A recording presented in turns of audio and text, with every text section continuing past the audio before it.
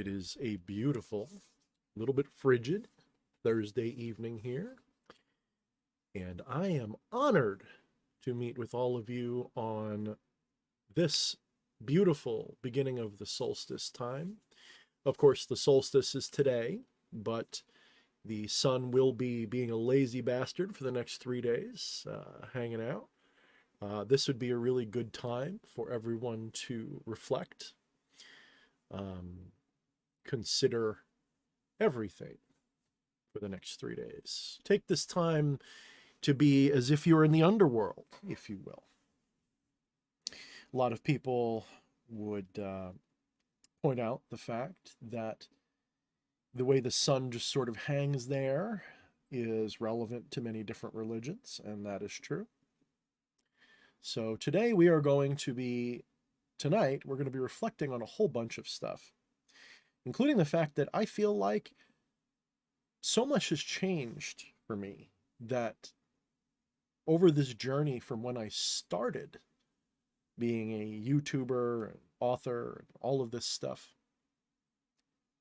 so much has changed to the point where if 2016, 2017, or 2018 me were to see what I'm up to now, what I'm interested in now, what I think is true, the things that I'm exploring, they would have thought that I've gone insane, or very nearly. But of course, they didn't experience the last few years, specifically the last 3. And I think that a lot of people, if I am going through this, I think a lot of people are going through it as well. I think a lot of people are looking around the world, looking around at all of the things that they have been told their whole life, looking at all of the strange, fringy things and realizing there is truth. There is truth to almost all of it. And now we are standing, not even yet upon the precipice, but the precipice is yawning in the distance. We can feel it coming. There's an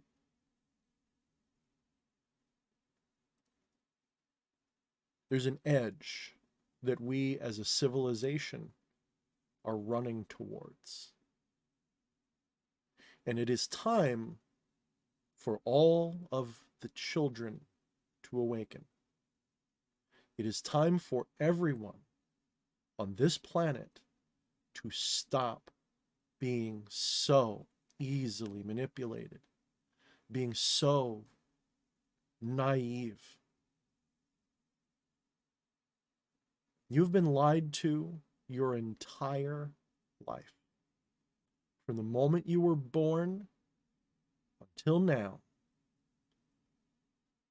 so much about this reality, about this world, about your cultures, about your religions, about your histories, is a lie.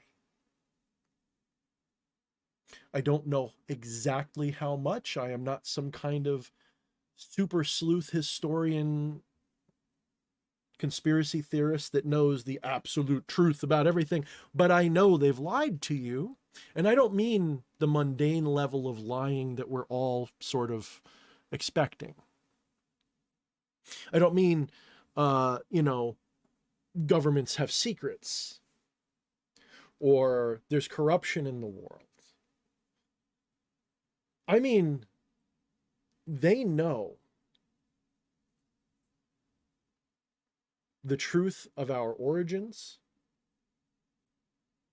They know the truth about the nature of reality. They know our place in the universe. They know how to make everyone free. And they have chosen to keep all of this from you.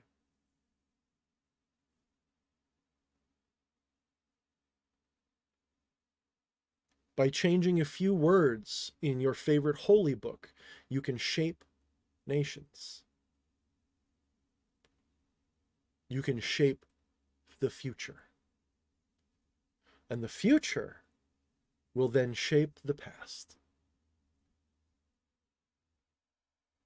I don't even necessarily mean something esoteric, like there's some kind of weird force in the future that changes the past, although that is a theory that some have. The past and the future are inextricably linked. In physics, you go forward or backwards easily. It should be the same either way. There shouldn't be that strange a question if the future can influence the past. But I don't mean that. I mean they will rewrite the past. They will lie to you about everything.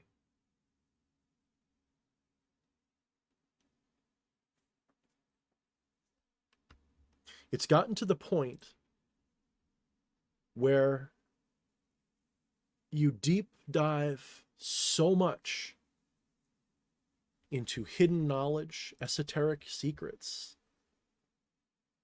conspiracy theories, fringe ideas, alternative history, alternative science.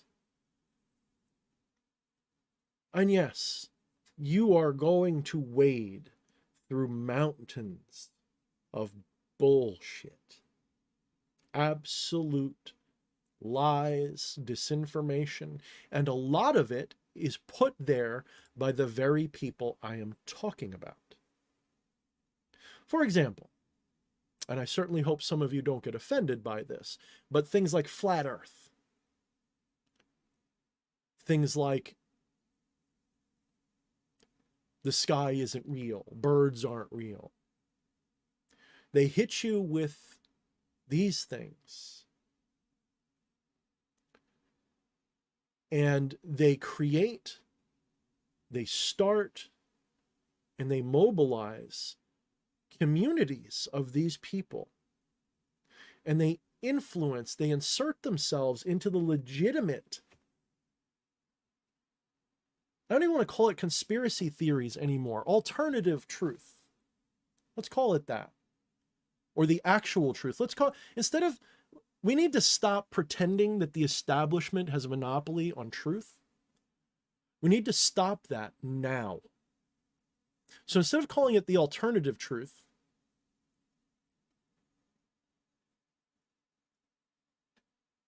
let's call it the sincere truth. Let's call it something else. Let's call it anything other than conspiracy theories or some demoted idea, because quite honestly, I am tired of the establishment telling me, wagging its finger at me, and you, and calling you insane for knowing that you are being lied to.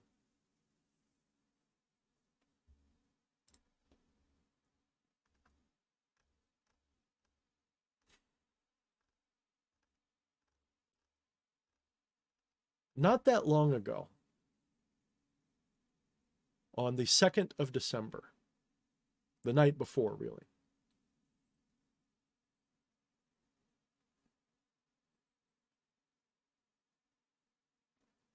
during a session of communion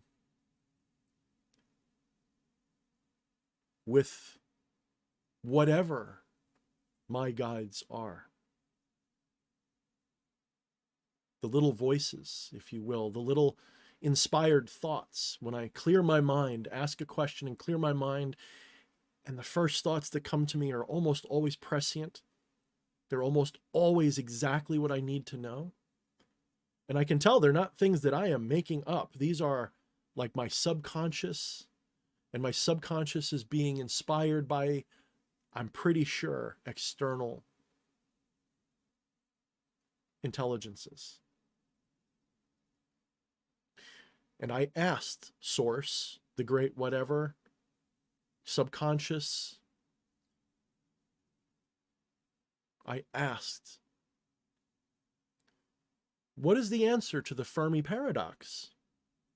for those of you who don't know, the Fermi paradox is a sort of paradoxical question asked by a guy with the last name Fermi, Fermi.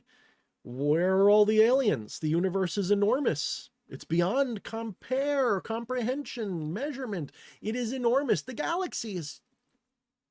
Can't even fucking see it anymore, thank you. The galaxy is beyond imagining how big. And the age of this galaxy alone is ridiculously long. The idea that no life ever started or achieved technological status ever, except here.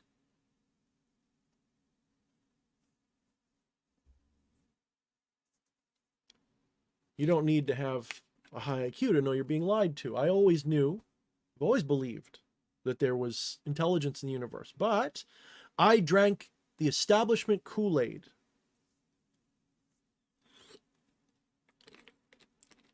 Let me be clear, I didn't really drink the Kool-Aid. I was afraid of being wrong. Maybe I was afraid of being right. But I was afraid of being wrong. I figured I would go with what the establishment science says because it's proven, it's trustable. No, it's not. Science, the institution, has become a new religion. There is alternative scientific views everywhere, but you never hear about them. You only hear about the establishment, academia, the things that are funded by governments and big corporations. You only hear their version of the truth. And everybody else is treated as a crackpot. It's all pseudoscience until MIT decides it's not. You know, they used to consider Einstein pseudoscience until things were proven. Full disclosure, when I was a kid, when I say kid, I mean like 13 to like 25, the idea of aliens was just like most of you guys. I believed wholeheartedly. I believed they were here, the government knew about them, they were doing this and that. I believed that the origin of mankind had absolutely something to do with either interdimensional or interplanetary or interstellar beings or something. I believed a lot of this stuff. And when I came back to this scene, I wanted to be as rational as I could be. I didn't want to get played by fringe ideas that were just nonsense or that were wrong or would make me seem foolish. Because I wanted to be an authority on something. I wanted to present myself as someone who was rational beyond compare in the occult industry. I guess I did that. But to do that, I had to maintain that rational skepticism that I built up to try to distance myself from what I thought was mental illness. You see, I had seen things, I'd experienced things I couldn't explain in a rational way, any other way, except I must be cracking up. I must be letting myself believe too much in bullshit to the point where whatever level of schizophrenia I have is turning into a full-blown hallucinatory madness. I was only a teenager, young 20s, so I didn't know better. I didn't know what was going on. I didn't understand what I was doing right and what I was doing wrong. And so I put everything away. I stopped practicing magic. I became a hard atheist, a hard skeptic, a hard rationalist, hard materialist. If I couldn't prove it with these two hands or with a slide ruler, it didn't exist. And it was sort of a spiteful kind of activity. I became spiteful of everything I used to believe because it broke me.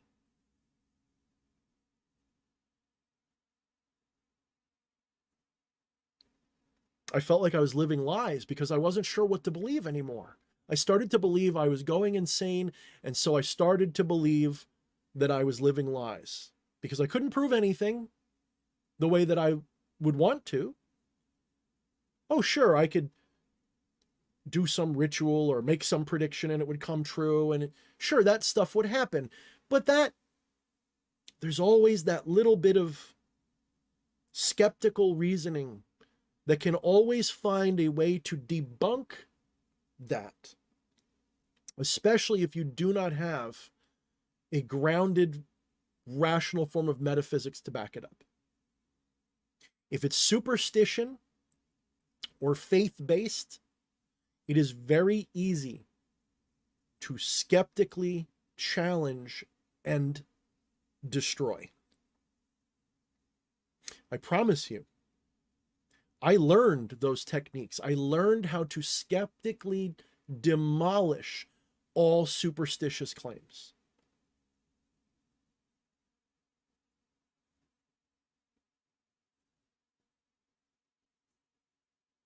But I never aimed that skepticism at them, at the establishment, at academia. I always just assumed they were being honest because certainly they have checks and balances. Certainly they have unbiased, independent people that keep them from lying to us. And then I began to learn about, and I'm getting back to the Fermi paradox, trust me. Then I started to learn about fringy things and fringy people like Alex Jones and David Icke. And I used to listen to them just to make fun of them a little bit. I promised myself I would never drink their Kool-Aid. I would never believe what they were saying. I would always check it. And sure enough, I would check people, especially Alex Jones. And sure enough, he was hyperbolic as hell. Half of his claims couldn't be proven, or they were true, but only in a sophistry kind of way, like in a semantical kind of way. For example, I think he made a claim once that Pepsi uses babies to flavor their drinks. That sounds absurd, so you go look it up. No, they don't use babies. Ha! I knew it was lying. Oh, they use enzymes from baby spit or something to test it? It's not in the soda, but they test it with enzymes that... Wait, what? And I don't even remember. I'd have to look it up. I'm probably getting that wrong. But I'm just saying it would be something like that. Or turning the frogs gay. Well, it's like they're not intentionally making frogs gay. It's that frogs have a ability to change their sex, their biological sex, in certain environmental conditions, which can include pollution. So they can all, so in nature, when they have too many boys in a pond, their hormones can shift and they can literally become trans and turn into female frogs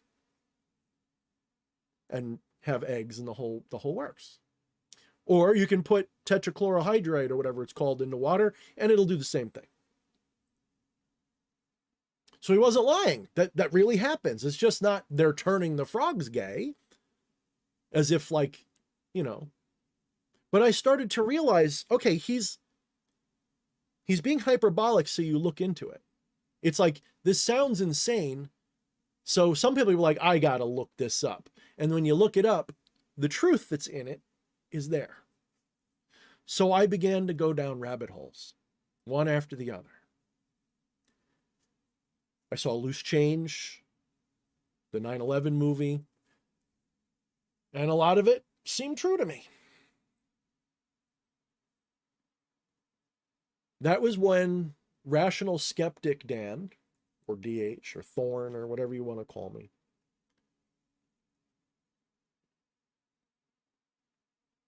started to die.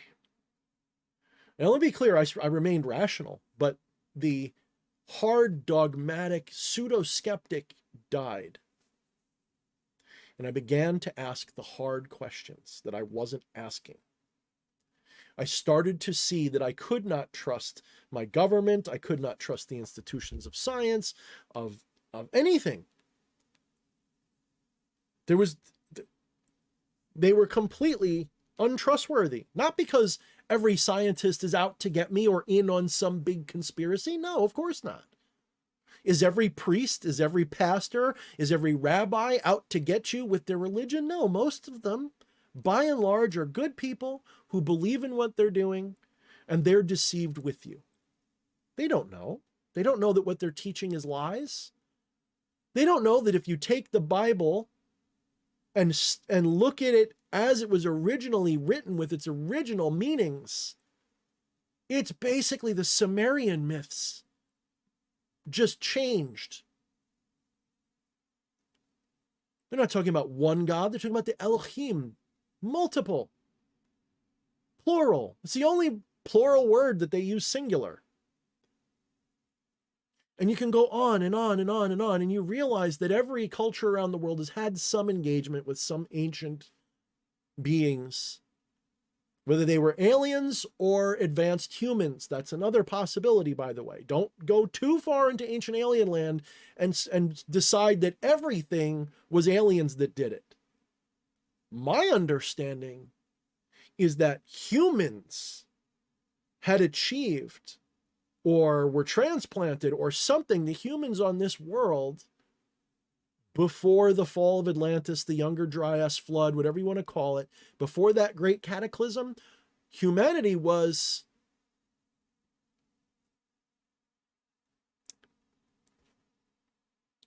more advanced. I'm going to argue more advanced than we are in many ways. In fact, they didn't use plastic and petroleum and all these things. They had figured out everything before they went into full fossil fuel industrialization. How do I know this? Because we were on the verge of it with Tesla and some people before him, in fact. And they stopped it. They took it and they kept it from us. We were still using horse-drawn wagons and carts and gas lights in the cities when Tesla began to figure out anti-gravity, free energy, the whole works. Star Trek technology, space tech, things that would make Gene Roddenberry shit his pants. Probably not. He probably knew. I'm just putting that out there.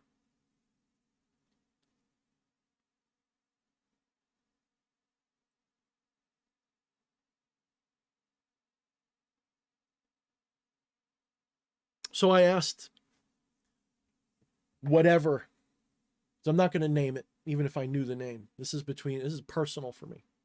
I asked my guide the answer to the Fermi paradox.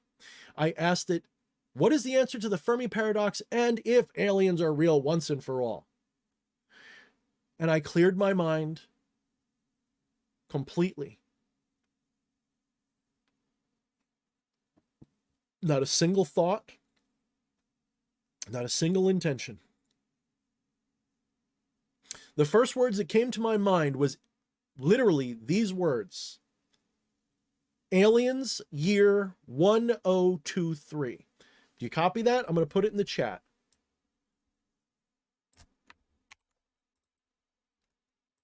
I got this.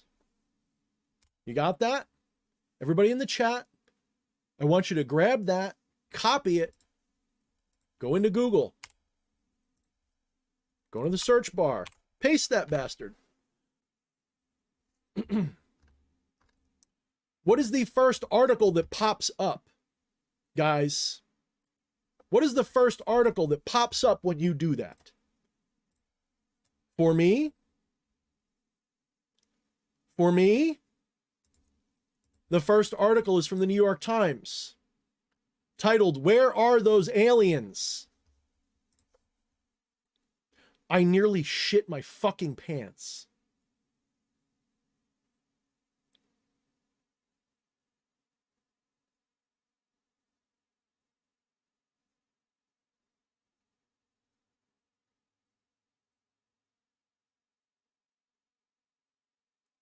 Do it yourself.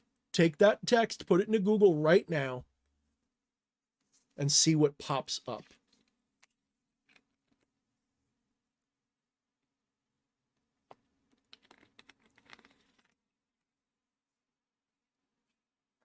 So I'm thinking, what the hell is Aliens Year 1023 means?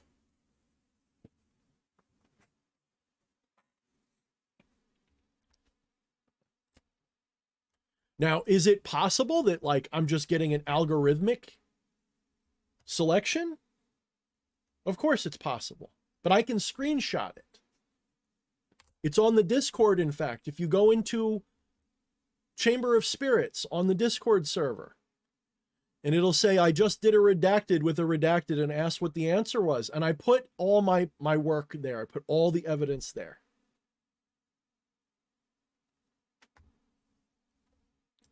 So maybe the algorithm's just for my account there. That's what popped up, because it's, I guess it's reading my mind, I guess, if you will, my history, and saying this is what he's probably asking about. I don't know, though, because other people said they got the same thing.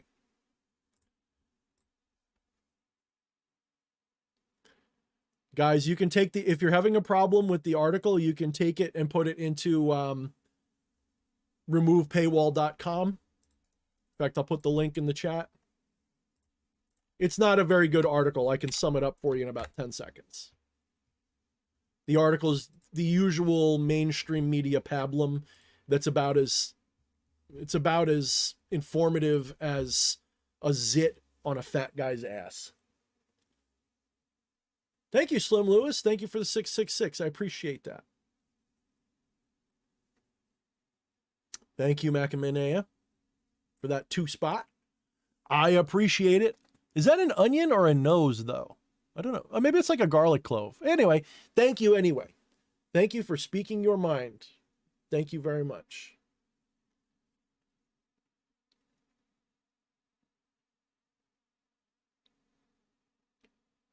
But yeah, if you're not sure, if you don't believe me, I am not making this up. I was freaking the hell out, so I screenshotted everything and I put it on the Chamber of Spirits the night it happened.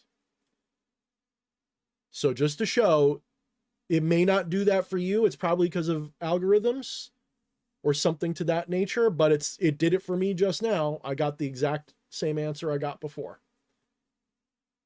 In fact, let me see if I remember correctly. I think, yeah, I think you can, I don't know if this will work. I'm going to put it's probably too long. It probably won't fit in here. Yeah, it's like too many characters. But yeah, you can check it out.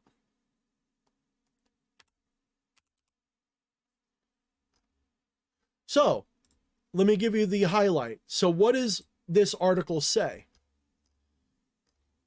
This article focuses on only one answer: the zoo hypothesis.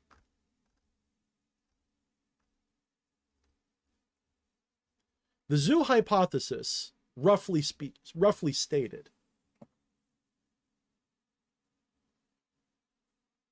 is the idea that humanity is under glass, that aliens are literally all over the place, and we are fundamentally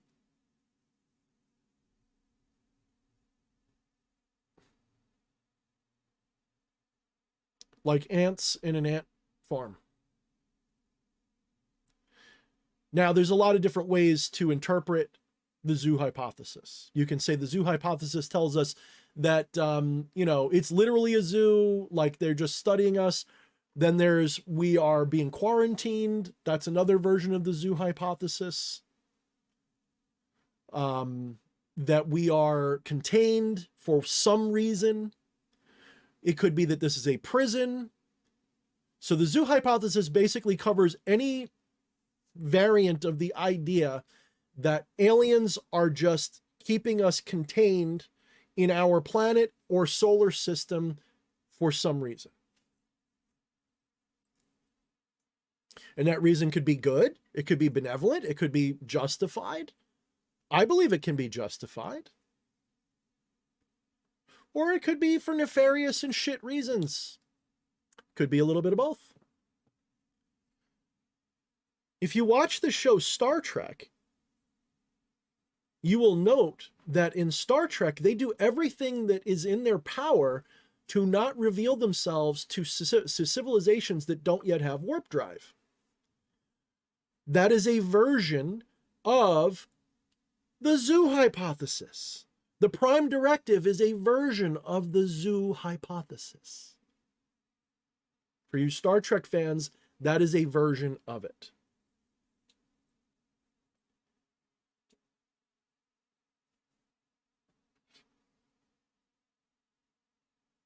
Machinamea has told me the garlic is because their rap name is Garlic Boy. Okay. Spicy.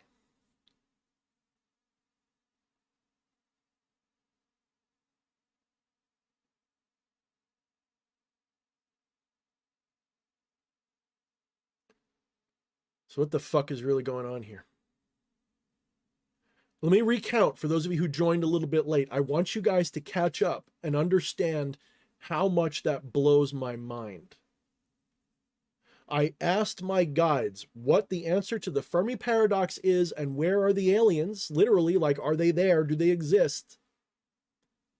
And I got aliens year 1023. That was the first thoughts that came to my mind inspired from nothing. I emptied my mind completely, as one does when one is seeking divinatory knowledge, and allows not, you cannot reason your way into divination. For those of you who don't know how to do true divination or prescience, you cannot do it rationally. You cannot sit there and analyze. You must shut your left brain off. It has to be entirely intuitive. It cannot be through reason. It cannot be through estimation. It cannot be through assumption. It cannot be because you're thinking, it has to be completely random, spontaneous. That is how true divination works. And then you enter a flow state. You can enter a flow state in that.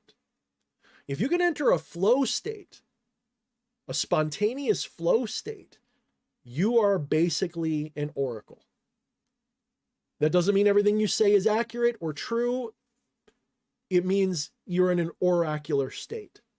And your inspired words will be valuable. That's all I can really say.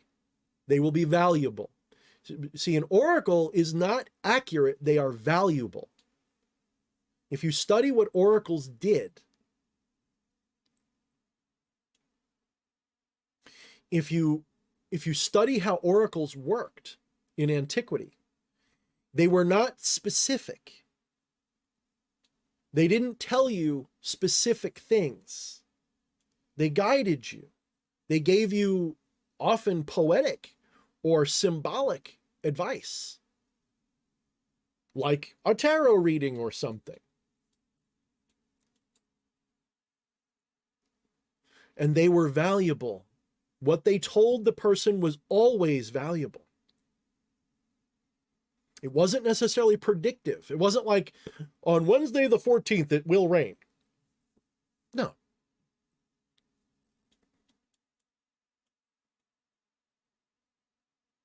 It was, yes, as Machinamea says, it was guidance. It was valuable. So I was given those words that to me seemed completely random.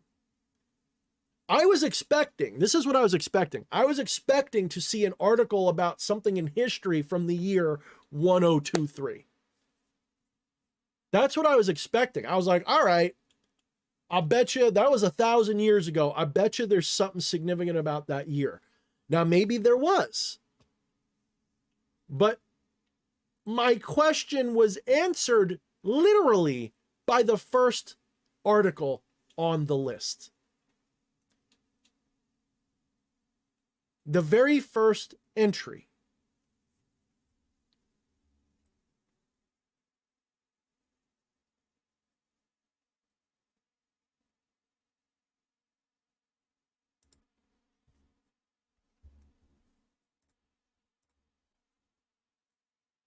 That very first entry was mind-blowingly on target of what I was asking. And so I allowed that answer to penetrate my mind. And I realized that is the correct answer. Now, when I say it's the zoo hypothesis, again, I want to make clear, I don't necessarily mean that we are necessarily like behind bars, not allowed to leave because we're bad or something. That may be the case. I think that humanity is everywhere in the universe, by the way. I don't think humans completely evolved here. I think there is a strain of humans, a brand, a race of humans that was developed here. But I don't think humans are exclusive to this planet at all. And we certainly didn't fall out of the trees. I think that the story of human evolution is so full of gaps, holes, and lies that it's no better than the creationist myth. In fact, one could almost argue that Genesis is closer, or the Sumerian, and they're probably accurate.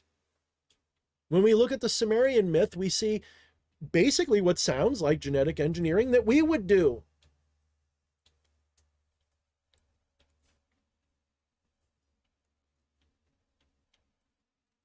I'm not claiming to know. I don't know. And going forward, as I tackle these topics more, I want to be very, very clear to you guys. I don't claim to have special knowledge, okay? I'm not going to be making truth claims until I really know something. This topic is speculative to me for a long time. But I want to make it very clear that the idea that humans are exclusive to this planet, or are human-like entities anyway, are exclusive to this planet, I think is bold bullshit. Humans, anatomically accurate to what we are now, have been around for at least 200,000 years. At least. We only figured out wheels and shit 10,000 or so years ago? Are you sure? How the fuck is that possible? How do we go for 190,000 years with no idea how to rub two sticks together in a way that would make a reliable fire, let alone, you see what I'm getting at? And then in 10,000 years, we're fucking satellites in orbit and shit. There's only two rational understandings. That is either A, something helped us, or B, this ain't the first time humans hit the stars. I actually belong more into Camp B than Camp A. I don't think that aliens came and built the pyramids or something. It's possible. I'm not ruling it out. I'm saying that I believe humanity was once a grand, majestic species that wasn't exclusive to Earth. We probably had bases, colonies, a whole existence on other planets, the moon, Mars, and we're probably all over the universe because we probably weren't developed here exclusively. We are probably humans, at least beings we would call humanoid, recognizably human or human-like or compatible genetically with us, probably developed millions and millions of years ago all around. That's my feeling. I don't have any evidence for this at all, other than the stories of contactees and people who channel shit from aliens and whatnot. I've always believed. When I was younger, it didn't seem that weird to me that humans might be all over the universe. Why?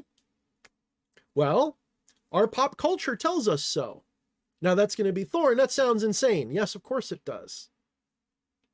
It sounds insane if you come from the mundane view that none of these other things are real, that they don't lie to us, that everything that they tell us is the truth, or true enough.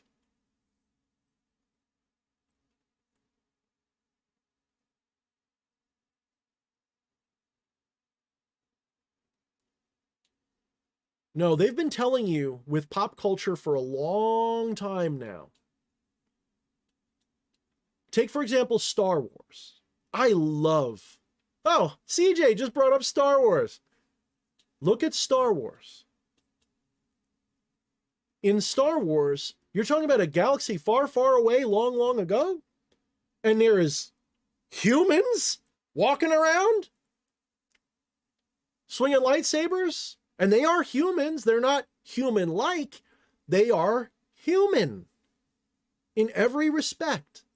And if they have any strange differences, they're, you know, like the difference between me and a guy in China or something. They're not hard differences. They're, you know. Then you have Battlestar Galactica. Now, Battlestar Galactica, the original, I can't really speak to the newer ones so much, because as much as I enjoyed that, I think the original was more soft disclosure, if you will. A little bit more like soft disclosure. I think it's a little closer to something true, because they literally invoke all of the names of deities, and, you know, they Apollo, Starbuck, shit, one of the bad guys, robot, the Cylons, his name Lucifer. Cylons, thank you, honey.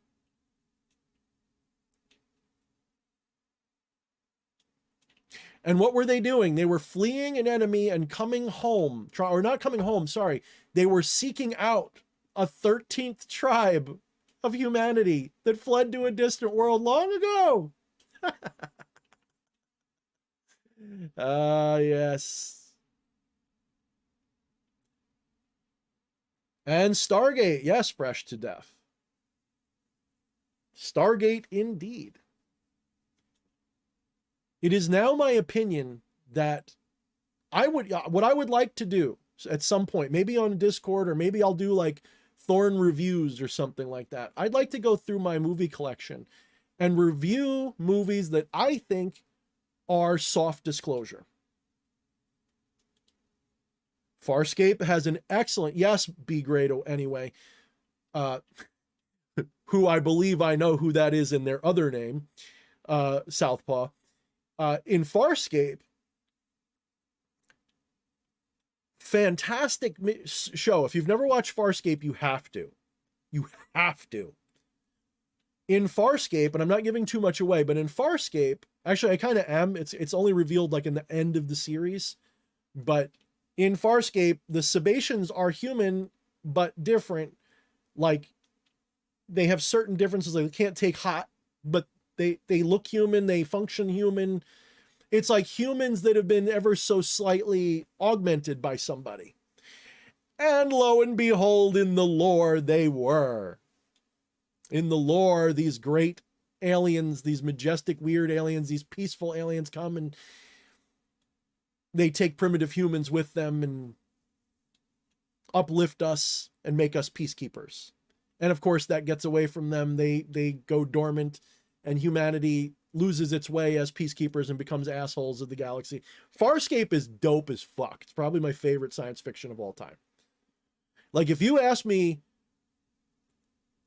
I would have a hard time choosing between Farscape, Star Wars, and like maybe, I don't know about Avatar would be quite as good, but I'd probably be down with being a Na'vi. But I'd probably say inject me into the Star Wars universe or the Farscape universe. I'd say hell yes to either one of those. I wouldn't even breathe. Do you want to be in Farscape or Star Wars? Yes.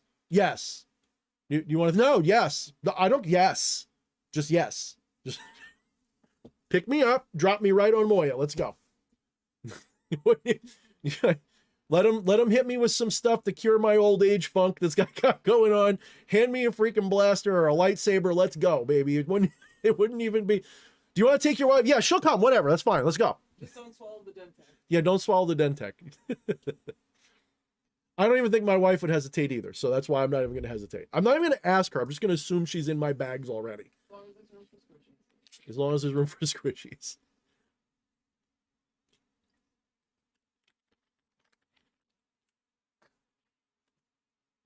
You know, I don't care. Let's go. There's danger though, but I don't care. Let's go.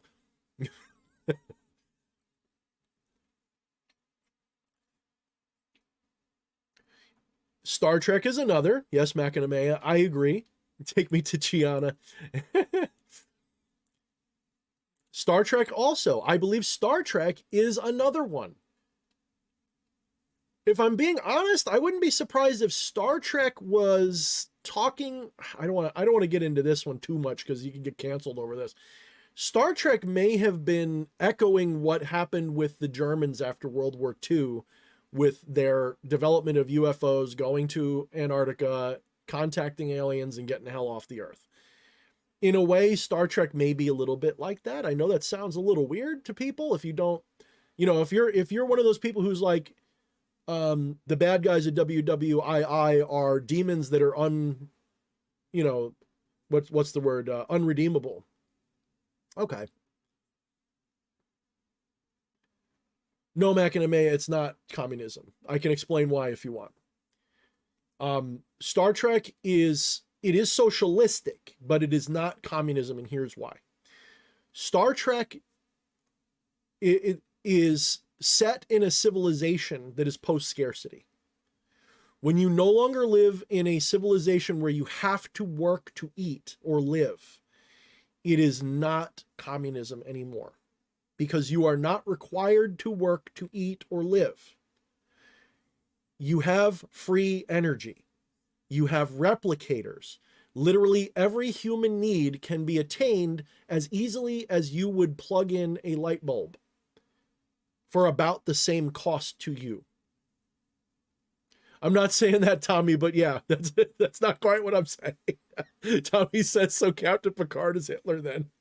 No. You have to remember what I'm saying is you got to take it in context, not in specific. You got to figure that might have been, like the Germans joining the Galactic Federation and exploring space as the human fleet, that kind of shit. That's what I mean. That's all I mean. I don't mean like, oh, they're the good guys or something. I don't know who the good guys are. There might not be any.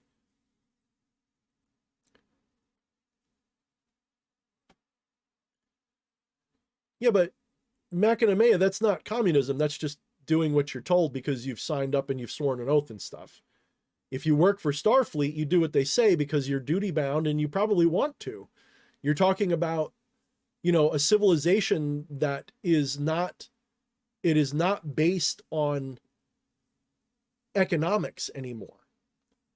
You have to understand our civilizations are based primarily on economic models. If you look at our civilizations, intellectual, social, and philosophical things are not the priority. Economics are. Economics and, of course, safety and stability. The social stuff is a distant third or fourth. And by that, I mean the Constitution, your rights as a human being, those are all dead last. They're there, at least in some countries, but they're dead last. I can prove this to you in 1 second. Google the most important issue to people in any given election. It's always the economy. Remember the line, it's the economy, stupid? People of this country will give up essential freedom if you say, I'm going to boost your paycheck 20% next year. These dumb, short-sighted, myopic fools will give up almost any freedom that they have if you say, we will be economically prosperous next year. That's how blind and stupid the average person is. So economics is first. In the Star Trek universe, economics is nothing, because it's not based in scarcity. It is a post-scarcity civilization. If you have the ability to generate energy such that literally you could have like the equivalent of a nuclear power plant in output in your pocket. And you have machines that can replicate any substance.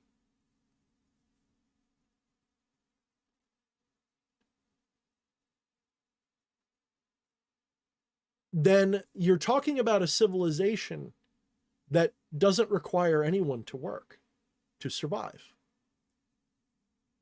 Because those people who might want to work would. And let's not forget, it would be automated. You have to understand, in the Star Trek universe, they didn't show this as much, but industry is completely automated. Humans are almost not involved. It's all automated. You tell the computer what you want, and the factories put it out. The replicators make it for you. If you wanted to cobble things together manually, you could do it, but that's not something you did because you necessarily had to. Watch your Star Trek.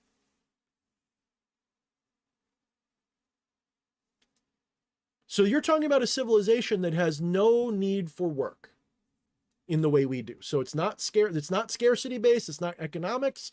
It is literally based upon everything else. I can give you a really easy analogy, in fact. We live in a civilization where water is basically free, right? If you're living in America, water is pretty much, it's free. You can go to any place and get a cup of water for free. It's literally given away everywhere. But 200 years ago, while you might not have had to pay for water, water was a struggle. You had to dig wells, you had to do this, you had to do that, you had to make sure it was clean, you had to boil it. It was a pain in the ass. You had to pump it. All of that required effort. And so you had a water bill. You still do, but your water bill is pennies. Once upon a time, your water bill might actually hurt you a little bit. If you go back 100 years, your water bill might have cost you a little bit. You might have been like, turn off the faucet, honey. You're wasting the water. It costs me money when you do that. We live in a society today where you can leave your stove, you can leave your sink on all day, and it might cost you $1. Maybe. It's practically free. Now imagine living in a civilization where energy is like that, where energy is basically free or pennies. Instead of costing you $1,000 to heat your hovel every winter, it would cost you $1. Imagine that world.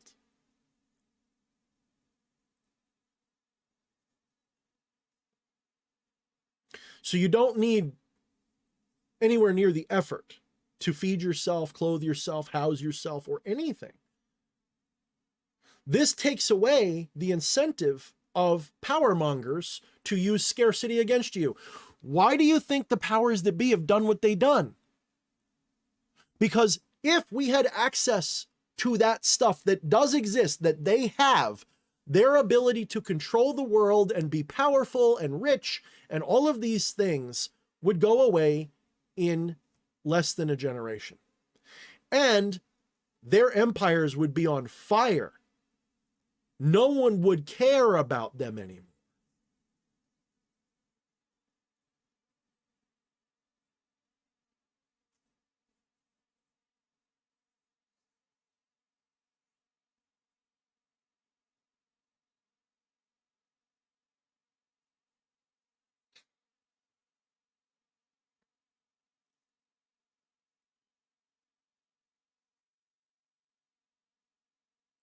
This is why they're not letting you know the truth. This is why they're keeping you in a box. They are using artificial scarcity to control the world, and they've been doing this your entire life. And they've had the ability to let you off that hook for well over 100 years, I'm positive. Tesla is the most obvious one we know about. There might have been ones before that. So listen to me when I'm telling you guys. All of this is going to change. And it's going to change pretty quickly, pretty soon. Because there are powers in this universe that they have a non-interference policy, just like in Star Trek. If you think that, I guarantee you, if you look up into the sky right now, your eyeballs are probably looking at some alien shit somewhere up there. And I don't mean a million light years away. I mean like in orbit or something. There are some people who believe that there are literally huge, huge, huge invisible structures floating around in orbit. And I would normally have shit on this really hard, except there's some past life memories I have.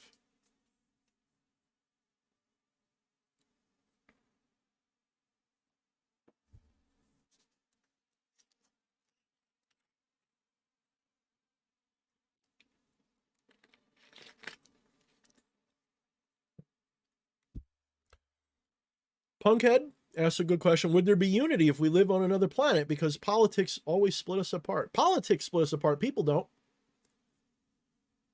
When people don't get along, providing they have the room, they just leave each other alone and go somewhere else. The only time it really falls apart is when one group decides that they want what the other group has. But in a civilization with post-scarcity, everything is either cheap or free and automated, and you're traveling the universe in spaceships, it seems a little silly, doesn't it? That people would be divided over politics the way they are anymore. Look, how many of you guys, if you had the ability right now, if your car was a UFO and you could go in that sucker right now and just will it into the sky and enter a warp tunnel or whatever and fly to some other distant place, wouldn't you just go? Just to get away from this? You wouldn't go out there trying to, no, you'd just go. You wouldn't you wouldn't be like, we need to vote for this, we need to fight this group of people. No, you would probably just go. Most people would just go. Most people wouldn't want to do that. Most people wouldn't want to. Now, you might be like, well, this is my home. Blah, blah, blah. Okay, that's different. But I mean, just in general, a lot of people would just go just to avoid this shit. That's what's always happened in human history. As soon as there's a new territory opens up, colonists flee because they usually hate the place that they live. They hate the government and they just go. Instead of doing a revolution, they just go.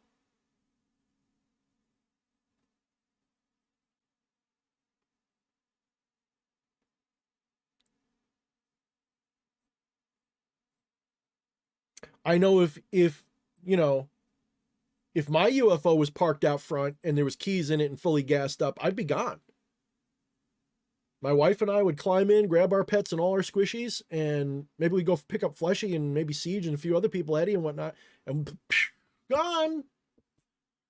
We might come back, but we'd go. I would, bye.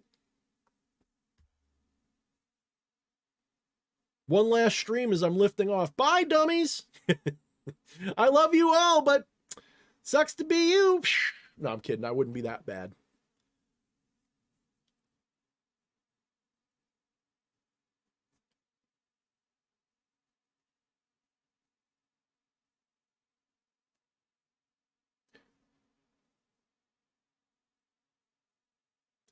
So let's be honest, okay?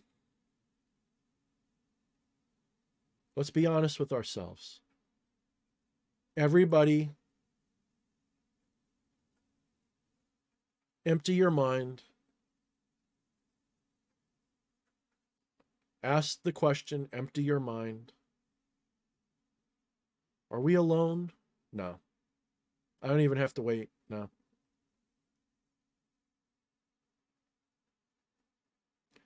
Empty your mind and ask what the next year is going to look like. Don't tell everybody. Don't think about it. Don't try to reason it out. Don't try to assume anything. You don't even have to do it during the stream. Just when the stream is over, or even now, just go walk away, light a candle, take a minute, meditate, shut your mind off with the, don't even ask the question. Here's a better thing. Don't ask the question, intend to know as a question. Intend to ask the question. And silence yourself and just let the first ideas come to you. And if they appear to be relevant and rational, even if they sound crazy, write them down and think about them.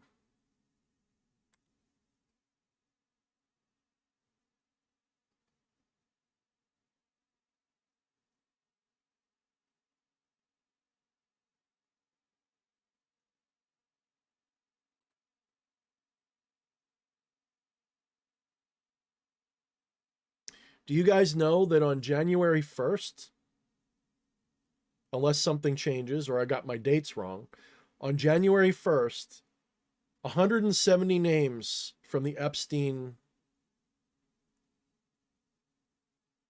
debacle is supposed to be released. Did you guys know that?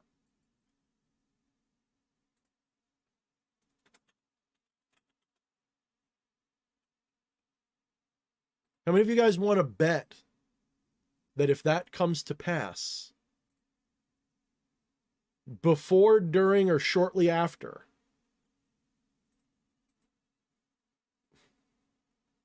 any one of 4 major issues is going to go off? The dollar will collapse.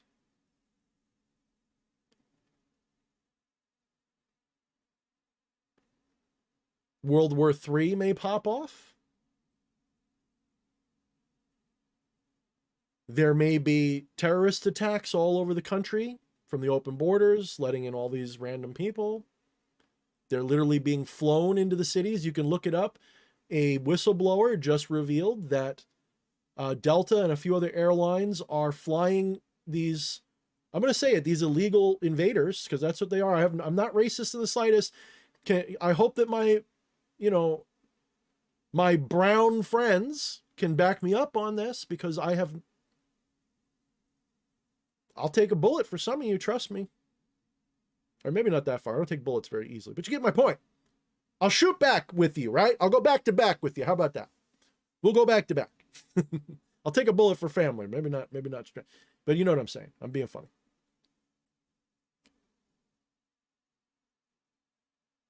Something's going to pop off. Cyber attacks, blackouts. I really doubt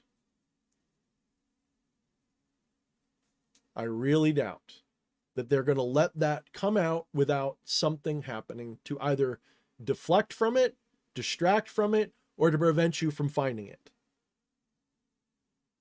They're going to do whatever they can to buy time for their people so that they can get out, get some breathing room. But it's not going to work. This next year, I don't know specific, but I know contextually, this next year is going to rock your fucking world. And if I'm wrong, I'll actually be disappointed, because this fucking blister needs to pop. This zit needs to go. I'm really tired of waiting for this to finish. But let me advise you guys, take your eyes off the DC politics. That's not where the truth is happening. That is a show for everybody who has absolutely no discernment whatsoever. That is a show to get normal people to awaken to the fact that our system is corrupted from outside, which is eventually going to be walked into the WEF, the New World Order, the cabal, the bankers, and a group of people which I cannot name, because I do not mean the general grouping of them. I mean a very specific mafia, a banking cartel mafia. I can name some. I can name the Rockefellers, for example. If you look up the people who run the central banks of the world, the global banks, that's who I'm talking about. And if you look at They're part of a mafia, guys. And ultimately, everything probably goes back to like the Black Pope or something. The very tippy top. Or near enough. At least of the human side of it.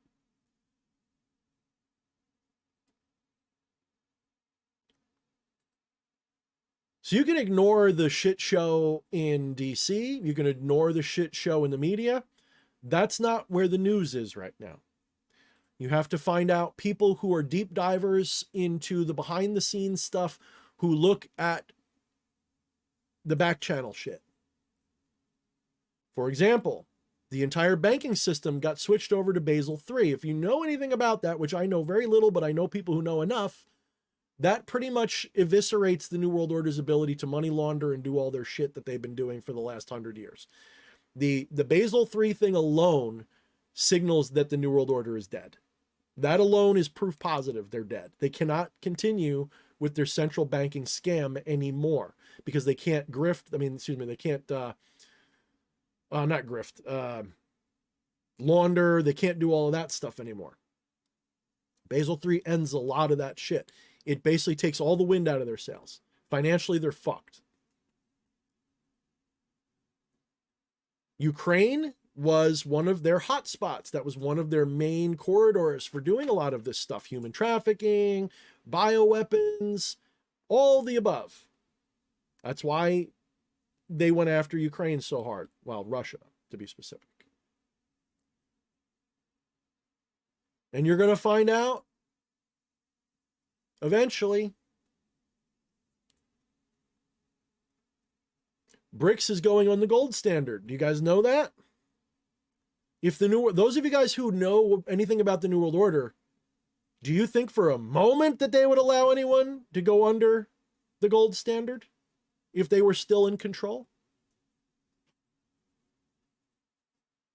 What's up, Vince?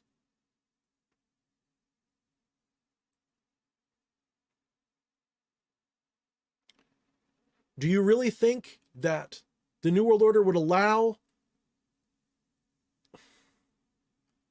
states, I forget which state specifically, but there's a few states that have now made it so they have bills either on the books or passed, which will make trading in metals tax free.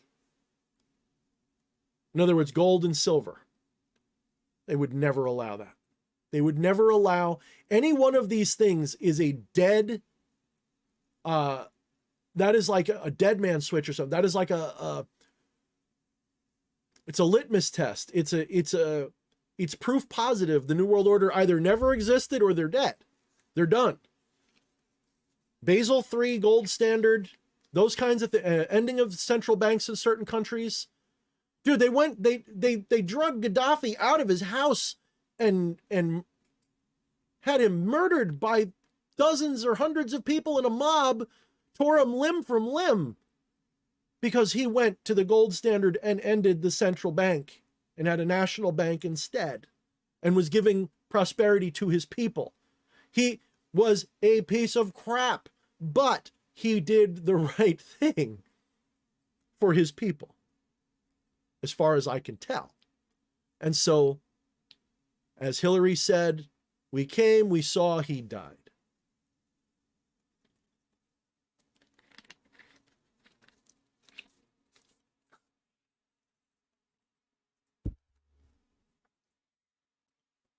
If the New World Order was still in control of this country and its military, do you think that they would have just let the Ukraine be invaded by Russia? Do you think that they would not have nuked Russia instantly for touching their shit? Or something? Do you think Russia would have risked nuclear war with America? Trust me, they talk big about it. They don't want it either. Nobody rational in their right mind wants a nuclear war. And I got to tell you, the beings up above probably wouldn't allow it. It might even be the beings above. It might be the other beings living under the water, under the earth, floating around in space. They wouldn't allow it. They live here too. They would not allow it. Go watch the movie The Abyss. Do you think that movie was just make-believe, or do you think that there's some truth to it? I think there's truth to it. Not word for word truth, but context truth. I think it's true in context. There's too much evidence for it. Do you think the other beings that live on this world would ever allow it? Hell no. Hell no. So if the New World Order was in control, Russia never would have made that move. Never. Someone held the door open and said, go ahead, clean that country out, because if we do it, we get in trouble. You can do it and get away with it. Besides, it serves you anyway. You need that as a buffer, don't you? And they're going to need it, because in the next phase of things, it's going to be Europe is going to be on its own. America's probably going to withdraw our support for NATO. You watch. The whole chessboard's about to get rearranged. America may suddenly cozy up with people you never thought we'd cozy up with. Maybe even China. I don't know about that one. That one's iffy. There's a lot of reasons not to. But they might. We're definitely going to be cozying up to India. We're definitely going to be cozying up. It'll take a little while because you can't go straight to it.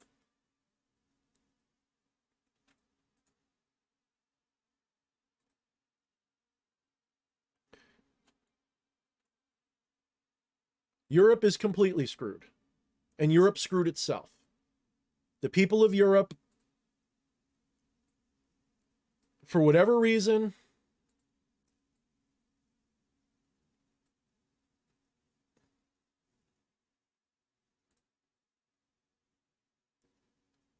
Europe bent over and said, fuck me harder, daddy. And I'm going to say something right now that I'm not ashamed to say, but I got to tell you, I'm a little worried. People are going to misunderstand me because that's how the politics work. I'm a little tired of being told I'm racist for noticing that white people are being blamed for everything. I know all of you are too, including all my brown friends and whatnot. I know all of you guys see it. It's racism is off the chain because they're trying to get white people to retaliate. They're trying to get everybody crazy. They're trying to use guilt to get us to bend over and take corruption and tyranny. No one should accept that, no matter what your skin color is or whatever. I'm not about that. I want a nice integrated world where different cultures are friendly to one another and we can just put this bullshit aside. Trust me. Trust me. I want nothing more than a nice integrated world. But I also know that they are trying to destroy people of certain ancestry. Why? Does this have anything to do with going back to ancient history? I think it does.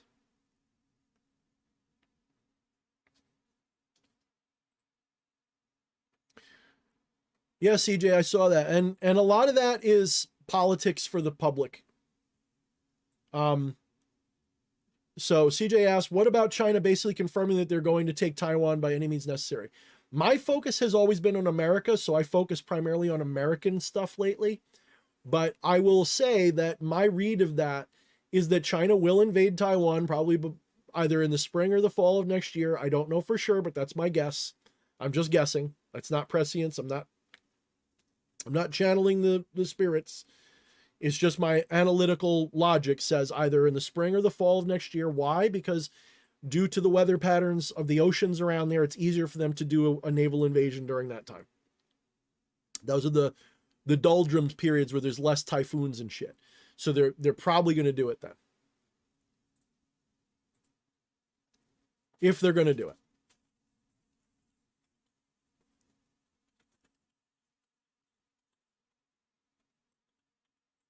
But I have a feeling that the worst authoritarian tendencies of the CCP are going to probably end in our lifetime as well. Because it's unsustainable. They cannot continue with this authoritarian system. It's too expensive. It's too corrupt. And it was the New World Order who put it there.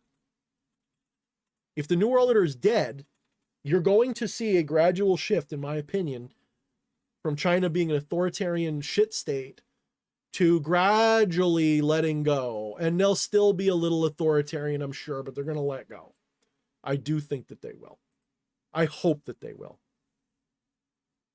Because we can't go forward in this world with authoritarian states running things. It's one thing if it's like a little tribal warlord and he's a dick and stuff, we can, you know, we don't let it happen, but you know what I'm saying? That doesn't screw. When you have an entire nation with what, a third or a quarter of the world's population in it being enslaved to the CCP, no, we can't have that. We just can't. Only for a little while.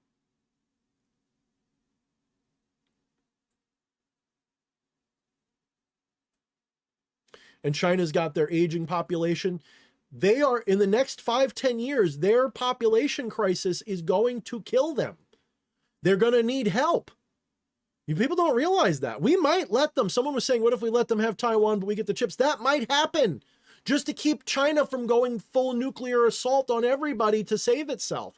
We might be like, okay, tell you what, you don't do this to them and we'll keep the chips and we'll make it just, you know, it could happen. I don't know. I'm not predicting. I'm just guessing.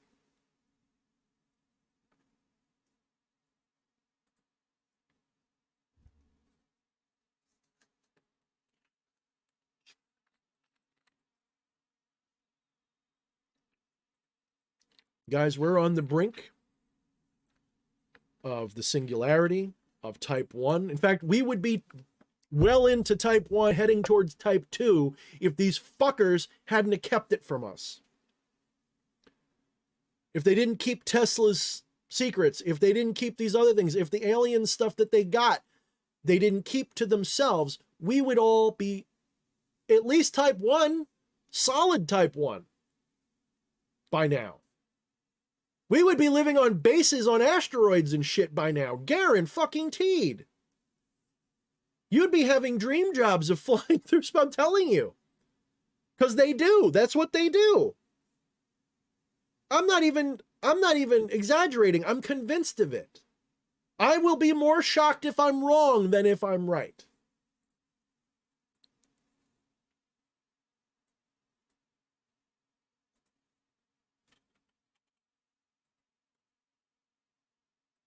I think that the universe is crawling with civilizations. I think it's literally, we're in a zoo that they've got us blocked off using whatever magic level technology they have. And it probably does have mystical elements to it, because I'm here to tell you that my focus in philosophy and study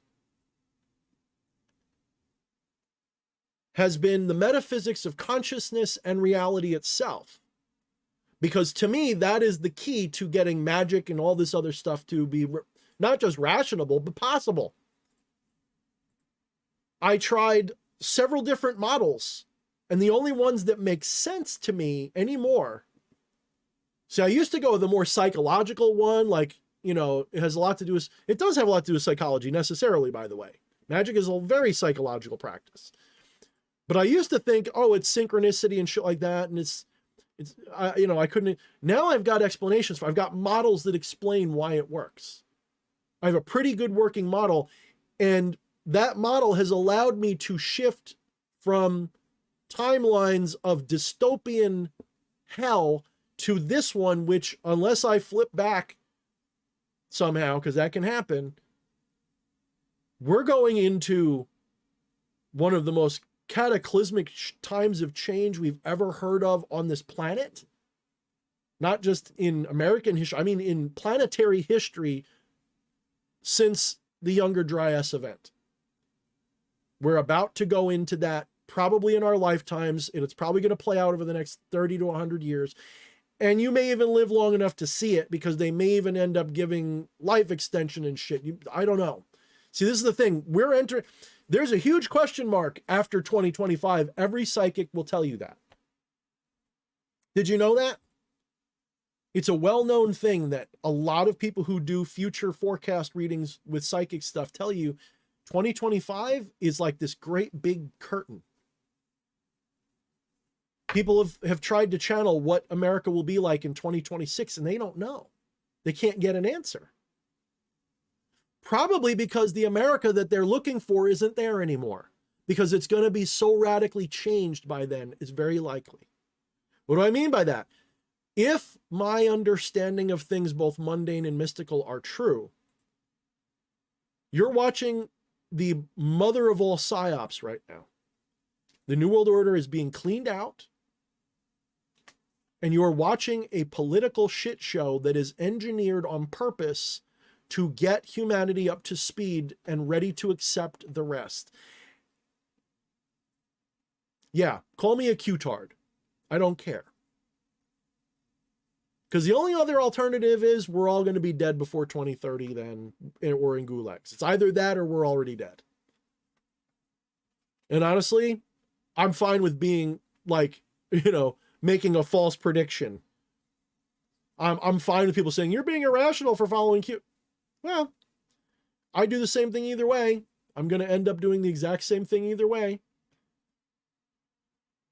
I know of no other way to combat this than to just keep speaking my mind and telling you guys what I believe and helping you see the corruption and all that. So nothing changes, same preps, same plans.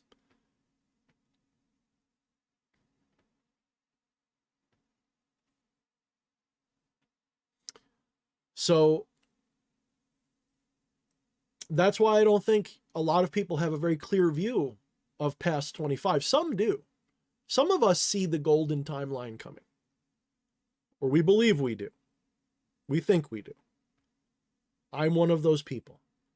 I've always been 3 to 5 years ahead in my ability to predict just the general flow of things. When I look, about 10 or 15 years ago, I was saying in our lifetimes, we're going to come to the brink of civil war and all this other shit. And here we are. I was a little off time-wise, but I was right. My whole life, I've been saying doom and gloom for the future. This is the first time in my life that I've actually been going, we may end up like, guys, this shift that we're going through, I'm not sure. I mean, they're going to have to pump the brakes. I don't know how they're going to just reveal everything, because I think people will just kill themselves. I don't think people can handle it. I can, but I'm also thinking stuff that maybe is too far out. Maybe the stuff I know won't be revealed. Maybe just some of it will. So maybe they're not going to reveal everything I believe. Maybe they'll reveal like 5% of it.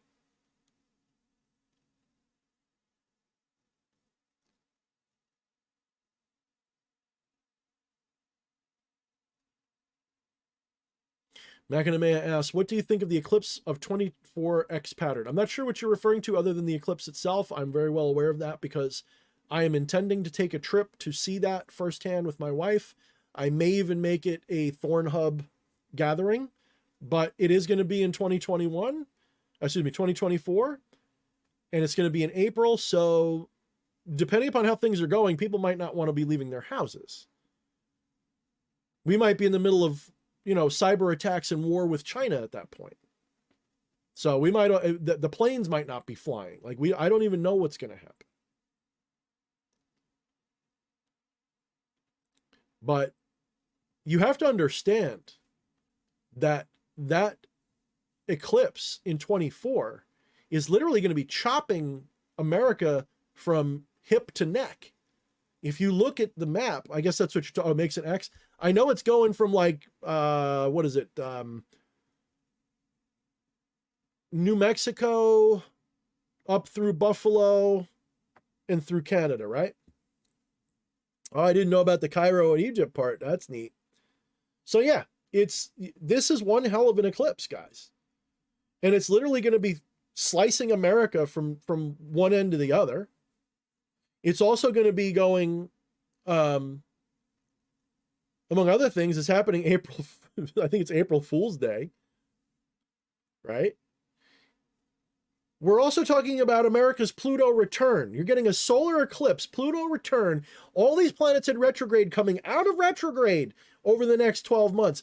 Guys, I don't know how to tell you. This is like a perfect storm. of change. A perfect storm of change is here. And what is the big slogan that Trump and Q uses? The storm has arrived.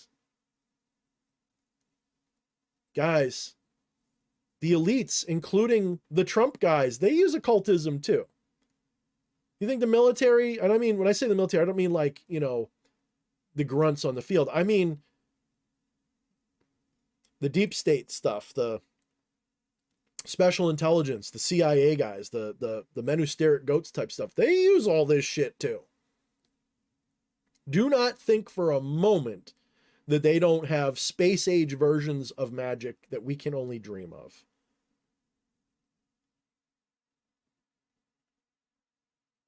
I completely agree with you, Vince. He said, Vince says they should reveal everything. We need it. And I would add, we have a right to know. My fingers are crossed, Vince, that the so-called white hats will reveal pretty much everything, probably in a staggered way, so it's not too much all at once. But I really hope, I think they might, but I really hope they do. But I'm also afraid they won't, because I could see why they wouldn't. And I don't mean that like they're assholes. I mean, they're going to be taking the pulse of humanity very carefully over the next couple of months, because we are on the fringe of, on the very edge of a civil war right now. When Colorado just took Trump off the ballot, that was a meaningless gesture, because they even said themselves, we're not going to enforce it if he appeals it, because we expect the Supreme Court to respond.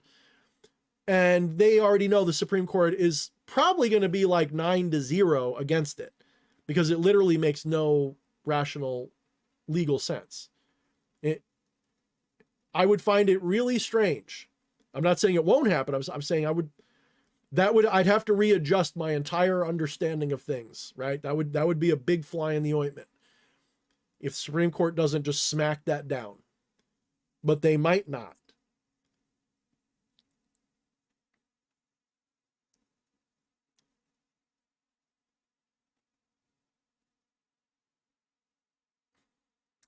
Well, McNamee, you have to understand, that was keeping him off the primary too. So that was actually an effort to try to hurt him in the Republican primaries. But you also have to understand, McNamee, that the powers that be, they have been cheating at polls and elections for hundreds of years. Let's be honest. But let's be nice and say the last 20 or 30 years, okay?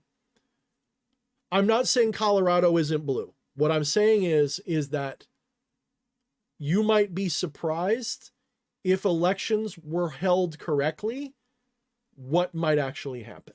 That's all I'm going to say.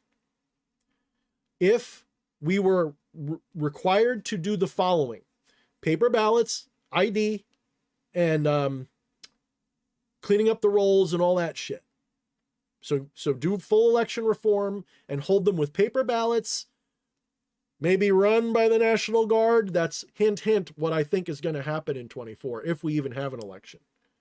It'll probably be run by the National Guard, because we're probably going to have cyber attacks that'll make people won't want to use the Dominion machines and all that shit. So we're probably going to see a paper election. You might see forget red wave, red tsunami. This might be a biblical flood. You might even get all 50 states go red.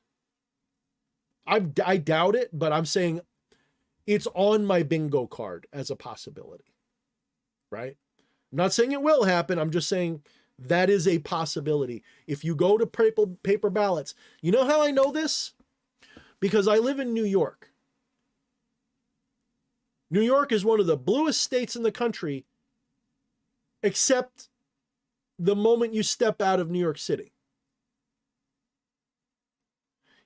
If you step out of New York City, New York is almost as red as you can get. Almost. You go to Long Island, where I am, it's deep red. Not redneck red. It's just suburban red. It's just normie red. But it's very red. We went very hard for Trump in 2020, and we also went very red in 2022.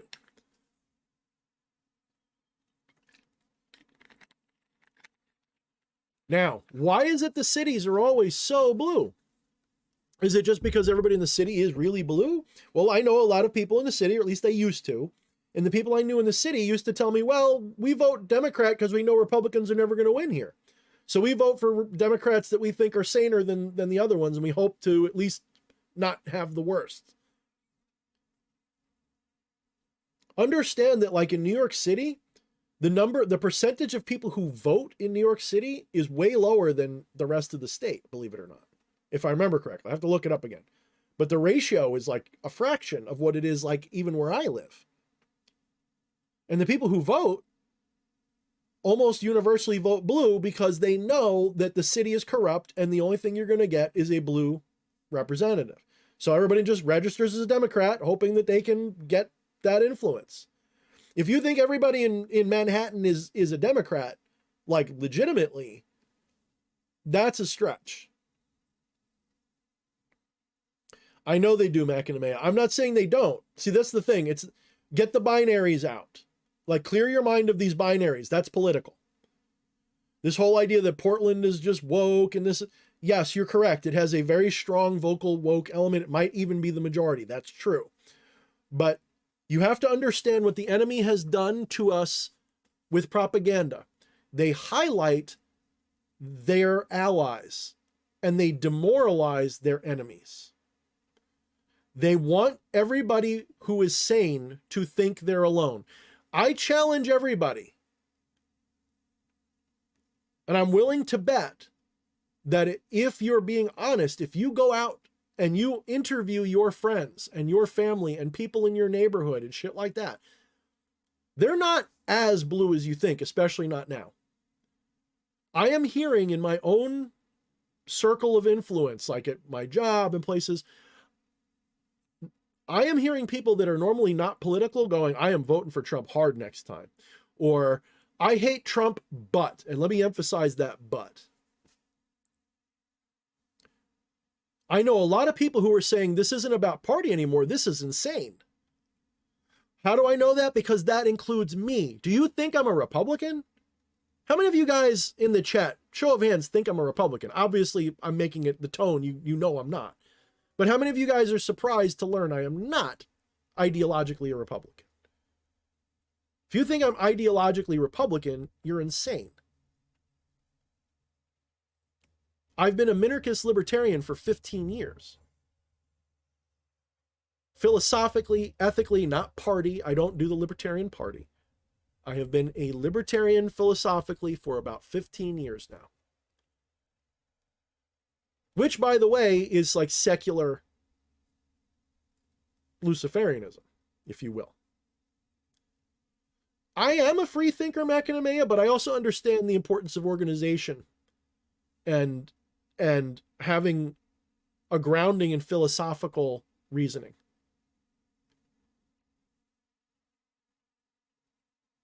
Yeah, I'm not surprised you're a socialist, McNamara. I could sort of tell by your vibe, trust me. Small s. I get it. But believe me, I've had this discussion with lots of my left friends. I don't give a shit what our economic policy is so long as we are in a minarchist or anarchist or voluntarist society where the civilization can't use economics to control me. I want to race to a post-scarcity civilization. Because if we get there, it doesn't matter. Your economics can go take a flying leap off a short pier. It won't matter anymore. If we live in a civilization where energy is practically free, automation does most shit, and the sooner we get there, the better. At that point, economics is ancient history. Our economic models are like leeches on wounds, guys. We live in a world that is so primitively backwards because we are not allowing the technologies that I know we have to come out because they're trying to control us and drip feed it so that they have control.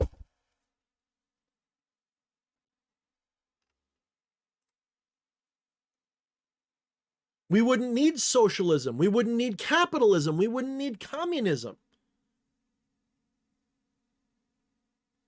Not as national entities. And let me tell you guys something. All of you guys who are socialists in a post-scarcity society, you wouldn't complain about capitalism at all. Not free market, you wouldn't care. Corporatism, we'd all complain about. That's the problem. We have corporatism. Corporations running things with a corporate capitalist system. Totally wrong. That's not true capitalism. Just like, Stalin or whatever isn't true, communism according to the far left. True free market capitalism in a post-scarcity society is fine. So is socialism.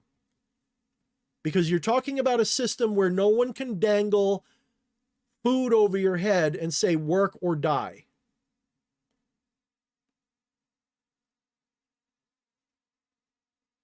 My problem with socialism is it centralizes power in the government over your scarcity. And instead of liberating you from that scarcity system, it empowers the government to hold it over your head. That's why I'm not a socialist. I get the point. People go, well, I don't want poor people to starve. I don't either. That's not what I'm not sitting here going, well, fuck them if they're poor. I'm poor. I'm not some rich guy that does better under capitalism. I'm a poor person. You know why I don't want socialism? Because I don't want the government to ever use economics to control me. And socialism makes that possible.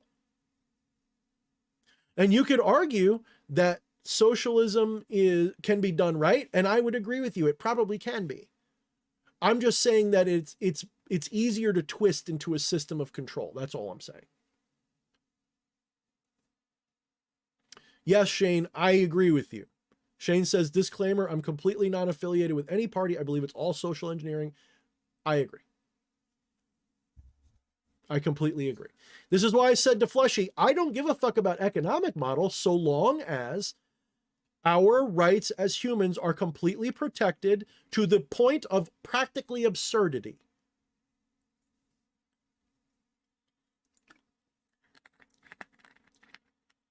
Oh no, I disagree about the insurance company, dude. Insurance companies are horrible. Hell no. The only ethical, look this up, the only ethical role of government is to what?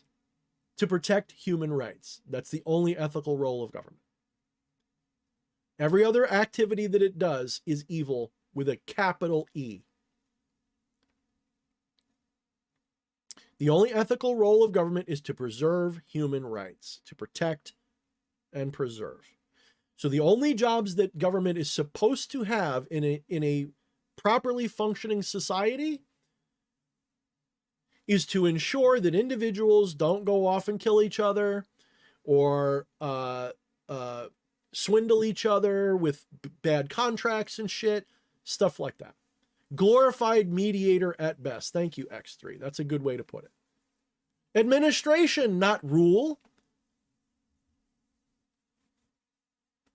We don't need rulers. We don't need... You wouldn't need insurance companies if not for the government. That's the sick thing.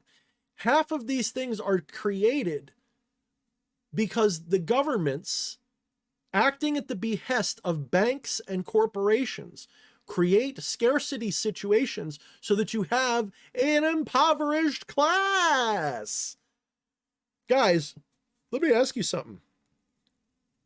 Is there any legitimate reason why anyone would starve in the modern world at all? Is there any legitimate reason? We have surpluses of food everywhere, and yet we have starving people everywhere. Why? Who's doing that? Oh, it's the evil capitalists. No, it's not the capitalists. It's the power mongers. It's the scarcity mongers. It's corporations, but that's not capitalism. You can have corporations under any system. Corporations are fictional entities that have rights like human beings, and they get to fuck you over because they can buy lobbyists and they can do all of these things. Go to any country, they exist, socialist or otherwise. This is the This is the false promise of centralized systems. They tell you, if you just give us a little bit more power, we'll liberate you from ourselves.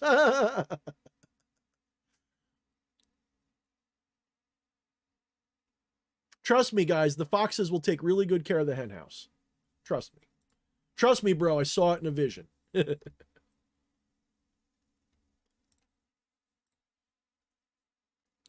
I dreamt it, so it must be true. So I'm not saying death to the socialist or anything like that, by the way, McIntyre. I don't think that way. I think that good ideas speak for themselves, and I don't want those opinions to be stifled, because I think that there could always be a a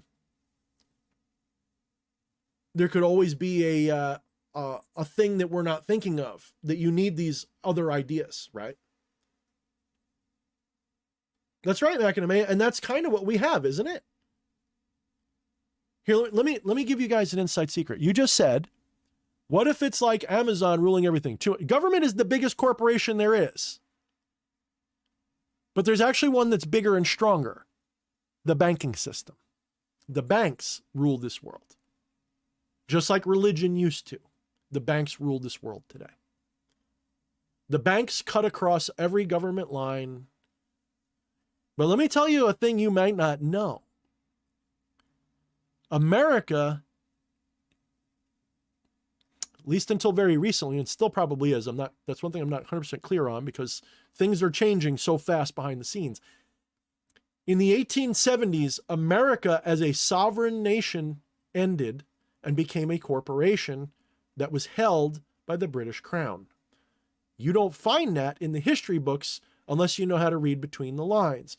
If you look deep into it, you find out that this is not a lie. It is not a fiction.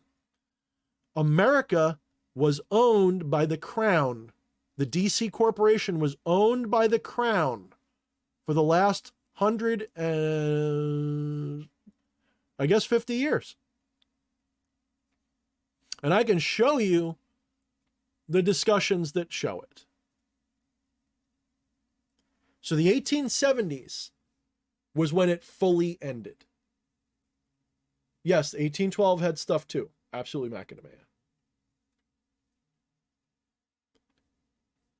Then in 1999, some shit happened that basically ended the Constitution as the authority of this country. People don't know that, which is why starting in 1999, there was this sudden attack on every constitutional freedom, and 9/11 made most of it possible.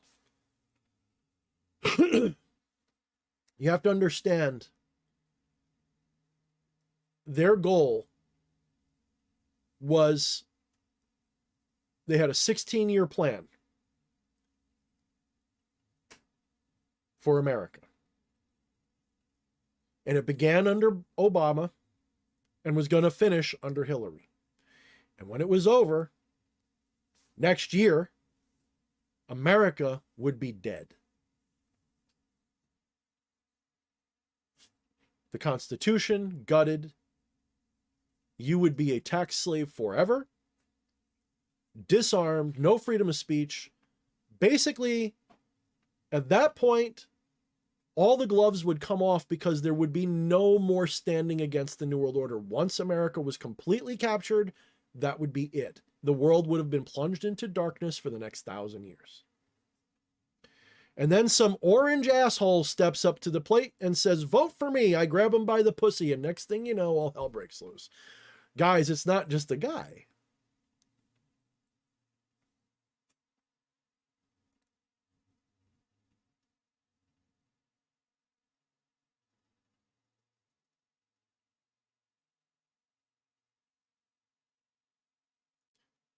Do you guys think that Trump is just some rich guy that wanted to be president?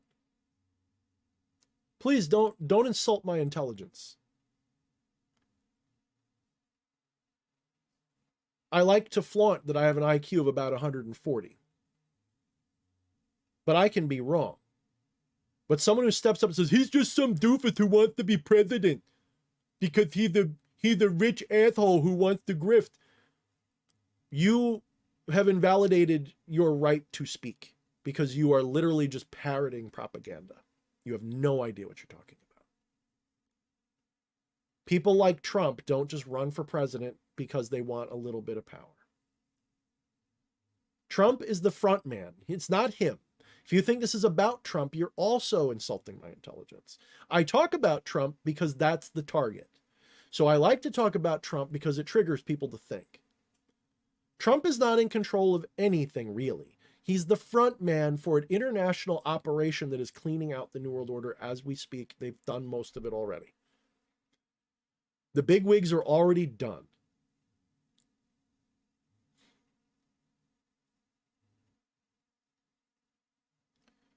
Guys, get good or evil out of your head, McNamara. There is no good guys. There is no bad guys. There are only people who align with your best interests and those who don't. If you are into the New World Order plan, then Trump is evil. If you are into freedom and the golden path and meeting aliens and shit, you probably should consider giving Trump at least, if not your support, don't act against him. Don't be voting for the Biden types, okay? At least don't vote establishment. I'll put it to you like this. If you're on the left, with all due love and respect, do not vote for an establishment leftist. Please vote for someone anti-establishment. I don't care who it is. You can write in Russell Brand for all I care. Do not vote for an establishment candidate.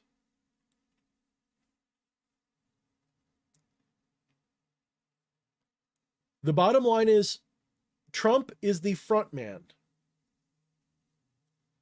for an international coalition that has pretty much decapitated every head on the Hydra that matters to us.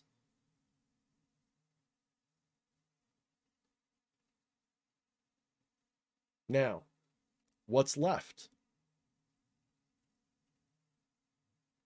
What is left is the middlemen, the deep state, the lieutenants, the captains, the foot soldiers. They're the ones who are left. They are still a danger, but they are reduced now to terrorist level. They no longer have access to the big toys. They only have the little shit. False flags, dirty bombs, terrorist attacks, border invasions, shit like that. That's all they have left. They're desperate. They're trying to buy time. They're trying to make deals. They're trying to get away.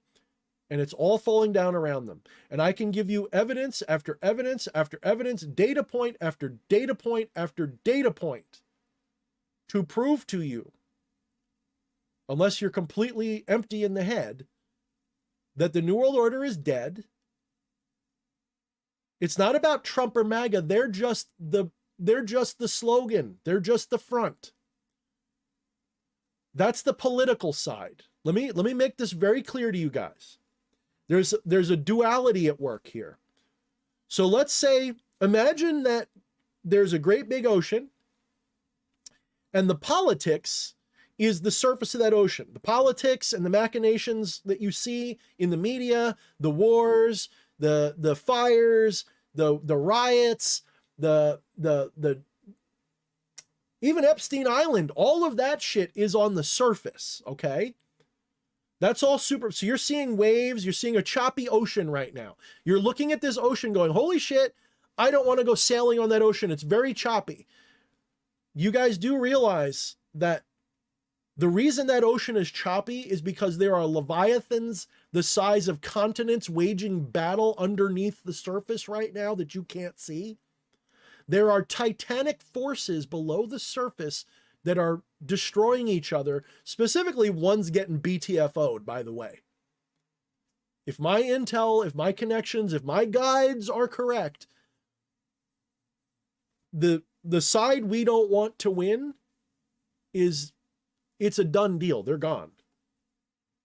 But there's still a danger. And that danger is they have propagandized, they've brainwashed civilization so madly, so much, that they've got the population fighting each other so much that if this coalition just came out 5 years ago and said, we are arresting Soros and Klaus Schwab and Biden and Obama, what would have happened?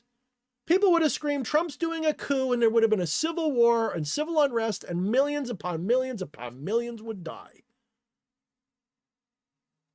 Probably billions would have died. And the other side would have released bioweapons and nukes.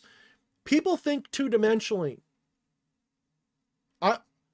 Listen, guys, I mean this with zero disrespect. I have an IQ of 140 thereabouts, and it's even hard for me to get all of it. Most people can't see past that two-dimensional layer that they're looking at. You're looking at the surface of an ocean going like this, not even thinking about the underlying machinations of the titanic forces that are there. If you don't think they're there, again, you're insulting my intelligence, don't speak. You're one of the peons. You're one of the peasants. Like, if you believe that that doesn't exist, I mean, I don't mean like if you didn't think of it, I get it. You might not have thought of it because you've been propagandized. I know people who are smarter than me who don't get it. So it's not an IQ thing. I'm just being a dick, by the way. Just trying to make a point. If someone like me with a relatively high intelligence still has to slog through this to try to figure it out, would the average person with 100 IQ see it? No. You're effectively childlike comparatively. So you're not going to see it easily. You need someone to show you. Well, that's what they're doing. They're showing you. They're exposing the New World Order cabal, and eventually they're going to be exposing the other stuff. And that's the part I'm really worried about. Let me ask you guys, how many of you guys know about what they call satanic ritual abuse or adrenochrome and all that? The human trafficking. How many of you guys suspect or know about it?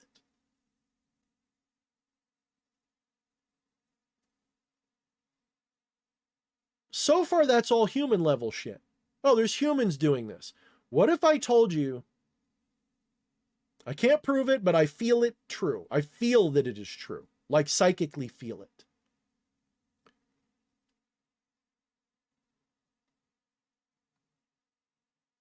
What if I told you that there are entities, both ethereal and physical, that they feed these children to? Like the stories of dragons eating virgins level shit. That myth has an origin in something. Vampires have an origin in something. They didn't just come up because people are superstitious, guys. That's how they hide. They say, oh, it's just superstition. Yes, 80% of it might be, but there's a core of truth. There are beings on this planet that are not human that do eat people in some way. Energetically, physically, blood. Yes, X3 Archons is a word for it. Of course it was mentioned in that movie because they like to tell you, or white hats like to reveal it. It's either one. Either one does it. The black hats do it and so do the white hats. Fuck. Go watch. I haven't watched Twin Peaks in 30 years. I need to watch it again. Go watch some Twin Peaks. I never really watched all of it. I just saw it occasionally and I eventually looked up the plot so I knew what I was missing. David Lynch knows what's up. Okay? I think he might be on the white hat team, by the way. The guys who made They Live, white hat team all day long. The guys who did V, and V for Vendetta, but I mean V, the original miniseries with the reptilians coming to Earth, they're white hats. They're trying to warn you. All these groups are trying to warn you.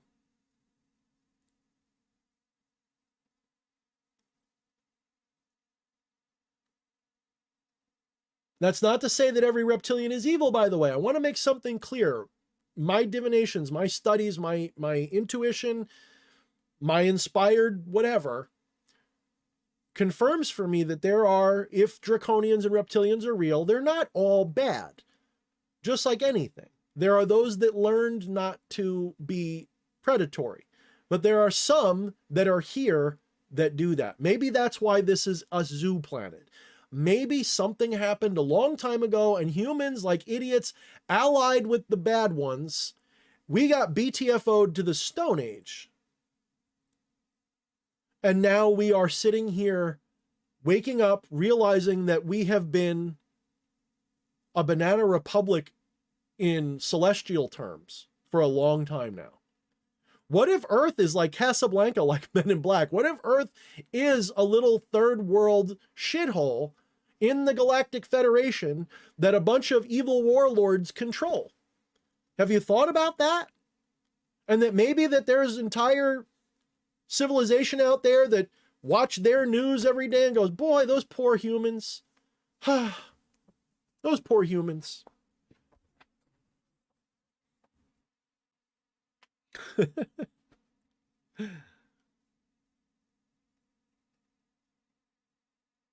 But they take such a long view. They're like, this is how they mature, by going through this. By going through this growing pain, this is how they mature. And if they don't, they'll just get wiped out again. You have to understand, to a huge galactic civilization like that, it's a little bit like the way you feel about Nairobi or something. Yeah, do you guys care about the massacre that happens here and there now and then? You see it on the news and go, oh, that sucks. Anyway, it's no different.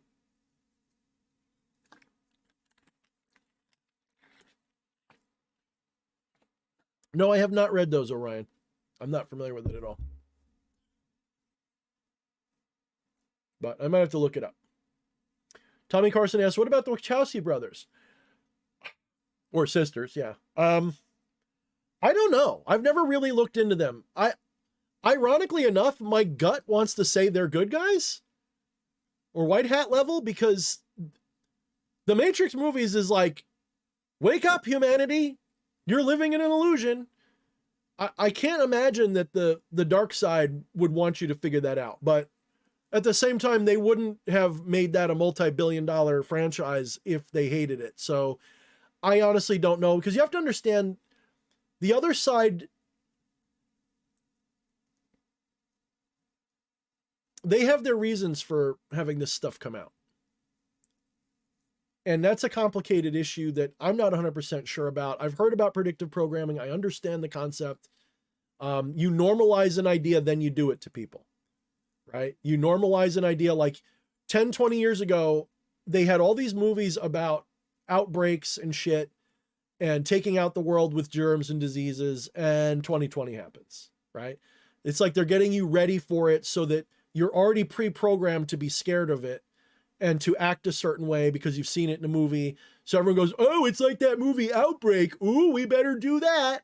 So you're not surprised when it happens. So it could be that there's something to that, but I mean, I don't know. I'd have to really deep dive and see who they're connected with. But honestly, the first Matrix movie is one of my favorite movies of all time. So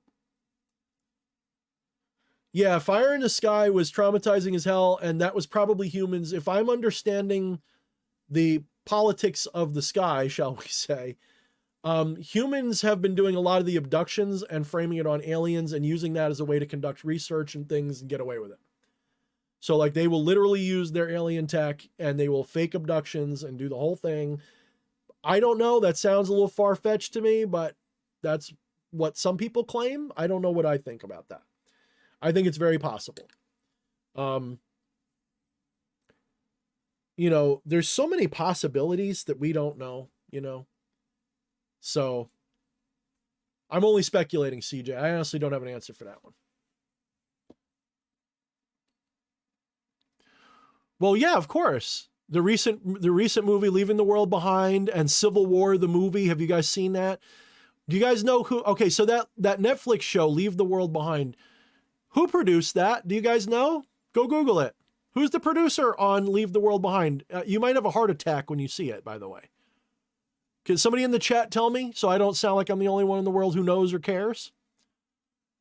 Who is the ones who produced that Netflix show Leaving the World Behind? The one that's been in the news with the anti-white stuff, with the cyber outage and the power outage and all this shit. Who produced it? What production company made that movie?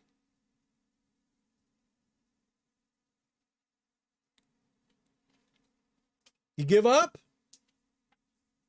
It's the same person who's soon to be in the highlight of highlights in the next year, probably. Because I'm pretty sure that the powers that be, excuse me, not the powers that be, the coalition, shall we say, that is opposed to the powers that be, are going to bring Obama into the spotlight.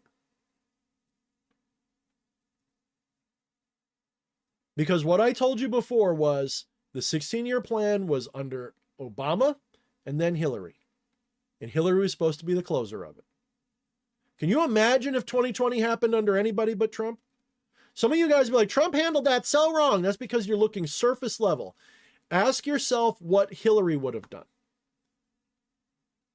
Can you imagine Hillary being like, we're not going to lock you down, that's wrong? Can you imagine that? No. She'd be right there with the worst of them going, all right, we need the National Guard to lock everybody in their homes just like China. I guarantee it. There would have been resistance. They would have put the resistance down. They would have grabbed the guns because of that. It would have been over. Jade Helm would have been real. It wouldn't have just been a training exercise. The military would have been prepared for it. They would have been brainwashed into thinking that anybody who resisted it was un-American and shit like that. And it would have been small scale, and they probably would have used foreign troops to help pull it off.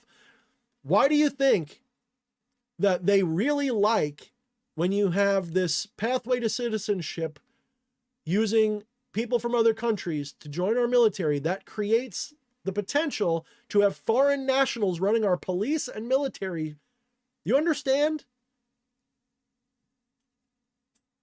These aren't our citizens in those groups, in some of them. At least it wasn't going to be. Right. The entire U.S. would have been worse than in some ways, because we wouldn't have the last 4, 5, 6 years of evidence, 8 years almost of evidence of their corruption. Can you imagine? Hillary won 2016. Everybody was disappointed that Trump lost, but okay, he was an orange Hitler. Oh, well, Hillary won and she's sane and rational. And we know, I wouldn't have liked it, but the average American would have been like, oh, well, I don't like her, but whatever. And the shit show would have developed gradually. And then by the time 2020 happened, we would have been perfectly set up. There would have been no resistance. And I'm telling you right now, here's a piece that you guys probably don't even think about. You want to know why I don't trust Alex Jones or David Icke or some of these other people? I'm not even saying that they're in on it or bad.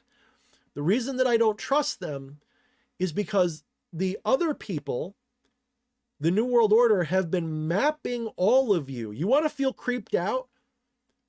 Every one of you guys who likes Trump and is saying Obama this and attacking this and that, you're all mapped. You're all mapped. The government knows who you are. And when this shit was going to go off, it would have gone off in the middle of the night. They would have went door to door, rounded up the most likely suspects. The rest of you would have had the fear of God put into you, and they would have had the camps ready in case you started getting uppity. It wouldn't, these people with these glorious revolutions, 1776 2.0, they would have preempted you. Because it was all on the books. Obama signed into law NDAA 2012 and 2011, which gave him the power to abduct citizens against their will without due process, put you in Gitmo just because you were suspected of being a terrorist. Totally legal. Total end of your constitutional rights just because somebody in government said you might be a terrorist. Oh, and by the way, they can assassinate you now too. They would have used those powers on everybody. And if you think COVID would have just been a coof, it probably would have had not whatever percent that it was. It would have had it probably would have been 20, 30% would have died from it. You want to know what they did, in my opinion? I have a friend who's a doctor. He's an emergency room doctor. I can't name names or where, but I have a friend. I haven't spoken to him in a while. I should email him. He's an emergency room doctor. And he and I talked about this. And he said when COVID first hit, he was convinced it was a bioweapon. Because it was killing people inexplicably. In other words, he's like, we had all of the medical ability to save these people, but they were dying anyway. It's like a normal respiratory virus like this and pneumonia and everything else that it causes. They can treat all that and keep you alive. This was tearing people apart from the inside. Remember those videos of Chinese people just dropping in the street and blood? That was real. They got hit too. And then he said it was the strangest things because it went from that to just a really bad, deadly, but bad flu. And then it got weaker from there. And he's like, I don't know if it's because it had an expiration date and just fizzled out like they do, or if someone released a counter virus that immunized people from the one that was murdering everybody. So this is what may have happened. This is speculation, and YouTube's going to probably hit me for this because we're talking about the coof and everything else, okay? So my channel may go bye-bye after this stream. If it does, make sure you're subscribed to my Rumble.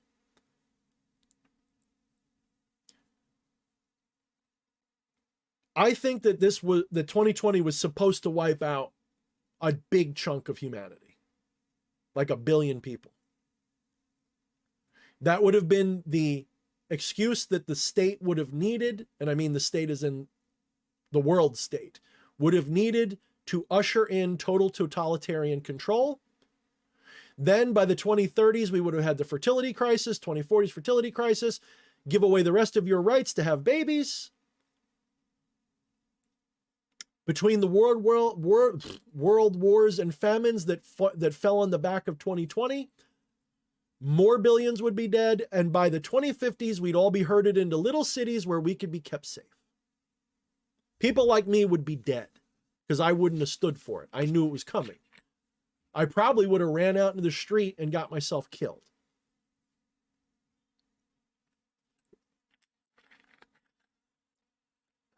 Shane, he already did. You do understand that if what I'm telling you is correct and the Q stuff is true, then that's exactly what's happened. Trump is still probably the commander-in-chief of the military. Because if he wasn't, then America would have been nuking half the world by now.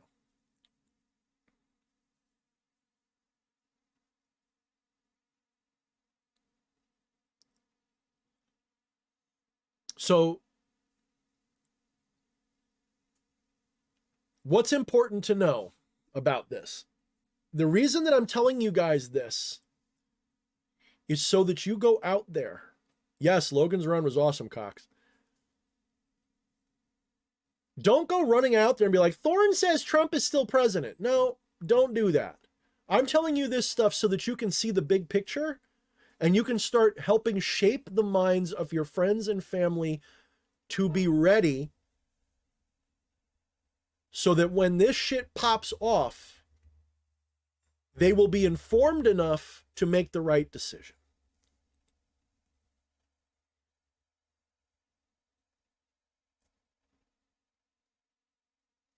Shane, why would you see the tribunals at this point? The understanding is that those tribunals are happening offshore in prison ships. Gitmo. Please, guys, Google right now. I can show you the picture on Discord easily.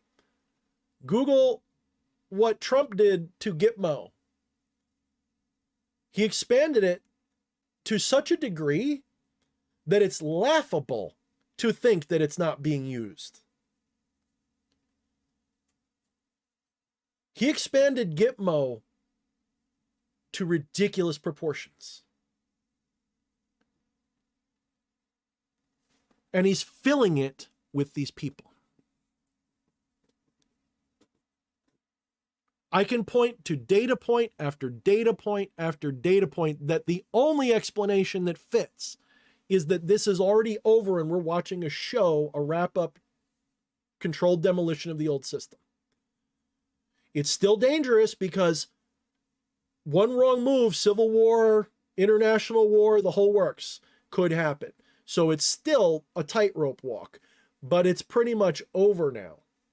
And we just got to get through this period, because this is for the people who are too stupid, brainwashed, juvenile, stuck on TikTok, Twitter, wet ass pussy twerk bullshit to realize that this system is a matrix. This whole show is for them.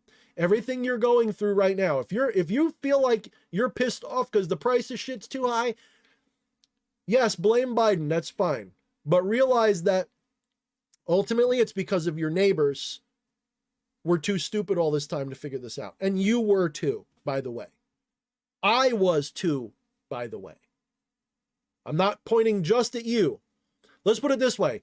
If I'm telling you this now, and this is the first time you've heard this ain't like stuff that I've known for 20 years, okay? Some of this stuff I've only figured out in the last year to 2 years or so. Some of it. So I'm just ahead of the curve. That's all. That's all a high IQ and discernment gives you. It's not a binary. You go a little quicker down the chute. You tend to be a little further along than the average person. You're a scout, if you will.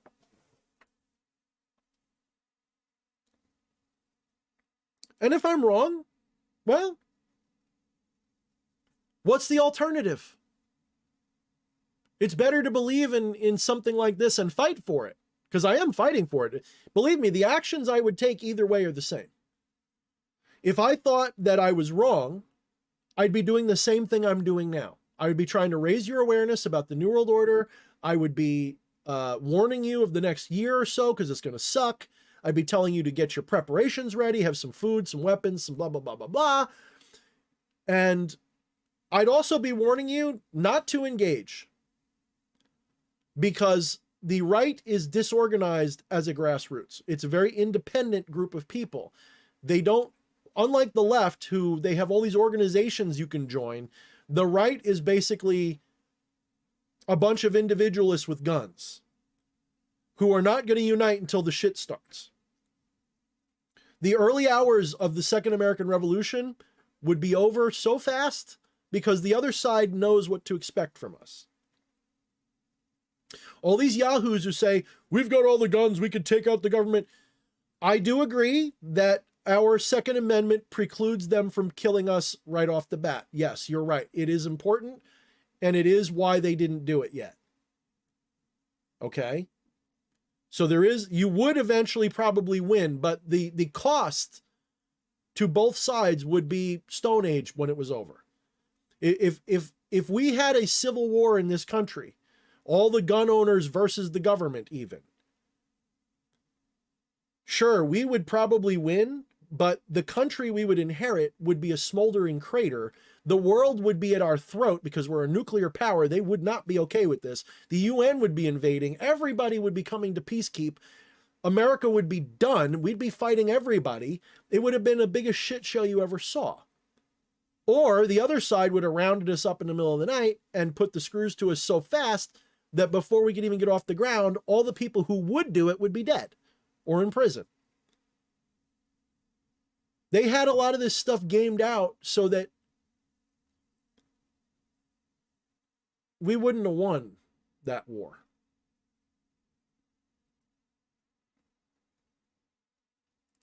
They weren't ready to do it, but they would have been by now just about. If they had got their full 16 years like they needed, if Hillary had been there under COVID in 2020,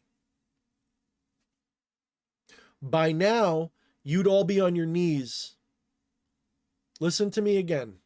If Hillary had been president in 2020, every single one of you would be on your knees begging everything for mercy. Because we'd still be locked down. There wouldn't be some bullshit, vaccine. We'd all be locked down. The economy would be dead. We'd all be on bread lines. The red-blooded patriots would be revolting and getting their asses, their clocks cleaned. Trust me, it would have gone so much differently. That 4 years of Trump alone prevented genocide. And people say, Thorne, you sound crazy. Not if you're studying the data points closely like I am. This isn't shit I'm making up. I didn't decide one day, be a weirdo who says weird shit. Just make shit up for attention. No. I saw shit that changed my mind. I used to be like everybody else. I used to think mom and pop and apple pie and government's good and 9/11 was horrible and we got to kill the Middle East and trust the science. I was one of those people 15-ish years ago, 20 years ago. I was one of you, not you. I'm one of the normies 20 years ago. People are like, well, Thorne, that's a long time. Yes, a lot changed. I saw. I did the research and I couldn't walk away from it going, well, Alex Jones just a liar. No, I studied it. And when I walked away from those studies, I said, there's something here, and it's mostly true. Can I ask you guys, how many of you doubt what I'm saying? You might doubt parts of what I'm saying. How many of you doubt everything I'm saying right now? Say it nicely, but how many of you doubt everything I'm saying? I don't mean you're skeptical of the plan. I mean, do you doubt the New World Order? Do you doubt that that's real? Do you doubt that if Hillary had been president, we'd all be either dead or on our knees begging for mercy by now? How many of you doubt that? You might doubt, I will accept if you doubt that there's a plan to stop it and it's working. That I will accept because you're not supposed to see that. In a way, I'm kind of doing the wrong thing by getting you all up to speed on it. But I feel like if you're here listening to me, you have enough discernment that you can handle this and figure out how to use it to your advantage to help the world get through this. By knowing what I am telling you. If you only believe those first two things, you don't believe the plan, but you believe point 1 and 2 about the New World Order, about Hillary, knowing those two things, trusting me that far, you are better equipped to survive the next year and help your friends and get this to work than if you didn't. So if you can get out there nicely, listen, you guys need to do one thing in particular. Stop arguing with ideologues on the left or the Christians or whatever. Stop arguing with people who will never have their mind changed. That's just there to drain you. They create these wind-up dummies that cannot be reasoned with. Don't argue with the riding with Biden friends you still have. In fact, some people would disagree with me on this. You have my permission to shun them at this point. Anyone who's still that deeply embedded into that ideology is not going to turn around because you tell them anything. They're a lost cause. They need what's happening next. They're going to need every step of what's coming. They're going to need the dollar to collapse. They're going to need to have World War III basically start. They're going to need cyber attacks. They're going to need the invasion. They're going to need all of those steps to be dragged, kicking and fucking screaming out of their bullshit mind brainwashing. And a percentage of them will still never get it. There is a percentage that even after that, they're going to say Trump did it all and he's Hitler, and you're still going to have those people. They're insane. You cannot argue with insane people who've been propagandized into insanity. You cannot do it. Stop. Focus on the people around you that are open to the truth but don't know it yet. People who are normies, like your grandma who still watches Fox and says, I don't know what's going on, but this is really weird. Maybe Trump was the best. That person, start working on them. Orion, Israel's a tough one. A lot of people want to say that Trump's a Zionist, and I can see why they would say that. But you have to understand a couple of things. One, there's certain words I can't say. It starts with a K. Let's say it's the Caesarean Mafia, because that's kind of what it means, okay? There's a group of people that were Romans that converted to a certain ideology that shall not be named, because if you name it, you get immediately accused of shit, that are the bad guys. But it's not the Jewish people, okay? Most of them don't know about this either. Most of them are just as innocent as anybody else.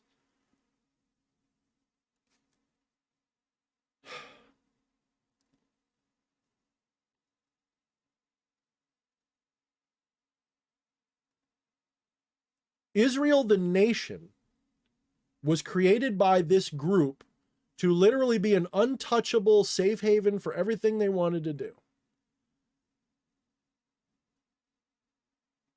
But the people that live there on both sides of this bullshit are brainwashed into this thing. It's not our problem. It's not a... But it's the linchpin for everything. My take on it is this.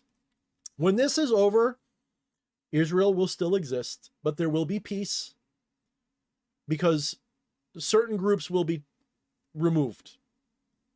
If you study the Q drops, it says Israel will be saved for last for a very specific reason not mentioned before. Well, Israel's happening right now. Israel's being cleaned out right now. If you think that BB's going to be okay, BB's going to go away almost 100%. The Caesarians are almost certainly going to be gone from Israel. You have to understand, Mossad and those other groups, they are almost certainly the ones who created Hamas. And all of this crisis over there wouldn't be happening if not for that artificially created, just like America created the Taliban to fight the Ruskies, and then they turned on us. Bullshit. We set them up to turn on us. We made them.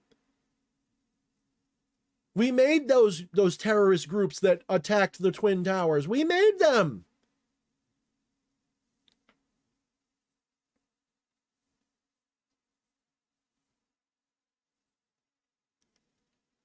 Do you think that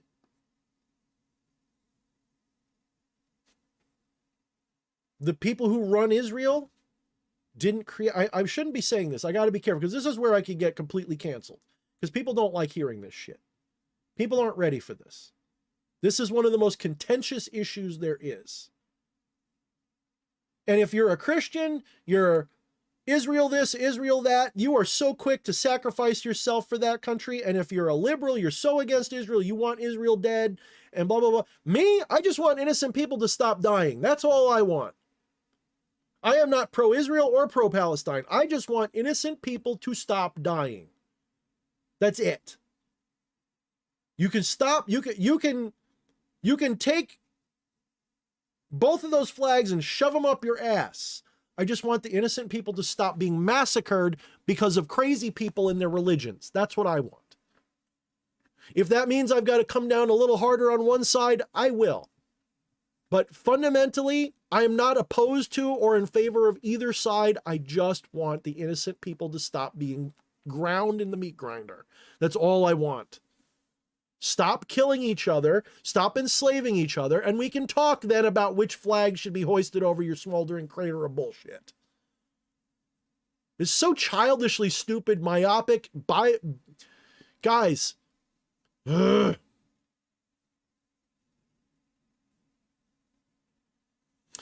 As we've been saying, I am not anti-semantic, okay, in the slightest. I have no interest in any of those racisms, bigotries, anti-ismities, supremacies. I'm not, I am not wired that way at all. I have no dog in that hunt. I don't care. I don't even see myself as human half the time, so why do I care about your race or this? In other words, like, oh, I'm better than this or this is better than that. It's so stupid. It's childish. Guys, do you realize that they have inserted that narrative into discourse so that you can't talk about it? Don't you realize that the whole reason why you're a Zionist or an anti-Semite or a this or a that is just so that you can't have an opinion about it without being vilified, dehumanized, terrorized into not being... Why is it a person like me who says he just doesn't want innocent people to die get demonized for that? Oh, that means you support insert boogeyman here. Oh, you care about the innocent people, so you hate Israel. Oh, you care about the innocent people, so you hate Palestine. Motherfucker, I don't care about either one. I don't like either one. I don't care about... Government sucks. I don't care what flag you wave. Stop killing each other. That's it. Figure that shit out. Then we'll talk about which one has a right to be there.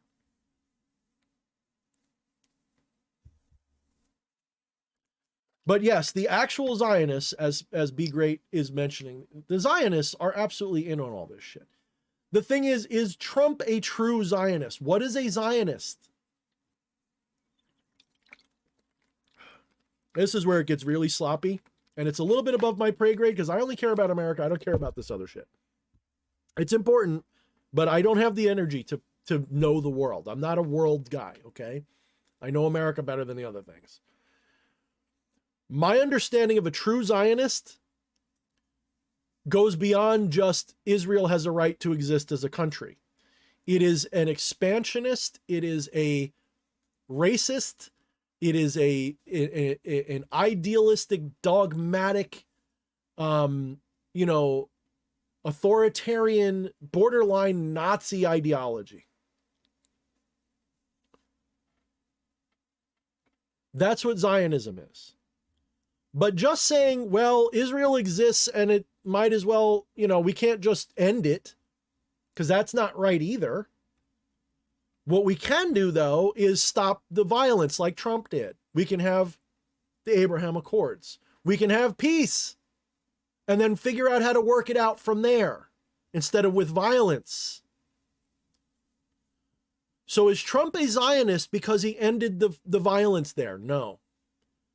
Is he a Zionist because he said Israel has a right to exist? That doesn't make him a Zionist in my book.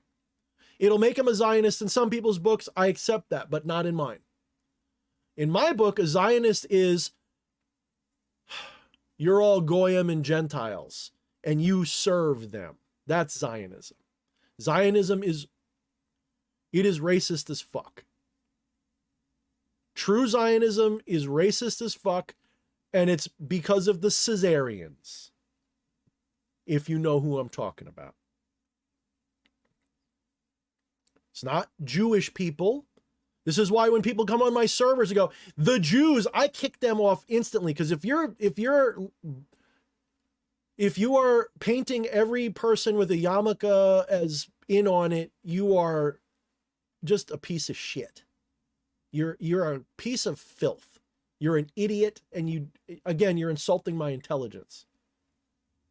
That's like saying every Muslim is bad or every white person is bad. You are stupid. You've bought the propaganda. Now, if you tell me that there is a group of those people that are bad, I'm all ears, because that happens in every group. If you say the Italian mafia, do I say you're racist? Are you a racist? If somebody says, watch out for Vinny over there, he's in the Italian mafia, hey. Are you suddenly racist? Are you suddenly an anti-Italian for recognizing that Italians kind of have a pretty famous mafia? No, of course not. I'm Italian. I'm proud of it. Fuck you. I have family that were in some of that shit. So no, I'm not.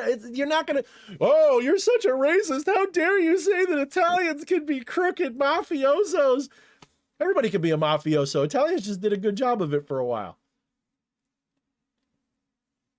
If I told you that there was a mafia that was, I can't even say it because they are what rule things. It's not the Jews. Again, don't insult my intelligence. Don't be a bigoted piece of shit around me. Have nuance. Think. Open your mind to more than binaries of good, bad, left, right, Jewish, not Jewish, blah, blah, blah, blah, blah. Open your mind to the possibility that there is I want to say it louder, and it's run by people like the Rothschilds and Bibi. That those people are the mafia of that culture. And they have ruled the world. The Bolsheviks, by the way, too. All connected.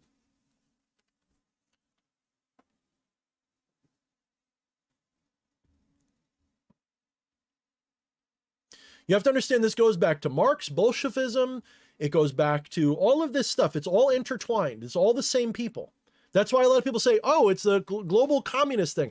I don't like saying that because it's not, but it has its roots, and they use Marxist Bolshevik shit because it works.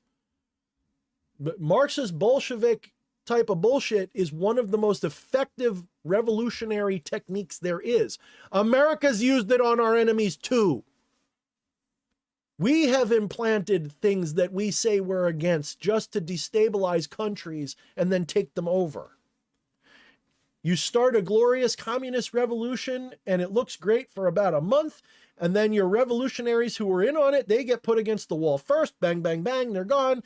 Then you have total power because it's centralized. In other words, they never get to that step where they decentralize, right? The communists will always do everything right up till that point when you're supposed to redistribute, but they don't. They just keep it. That's what always happens.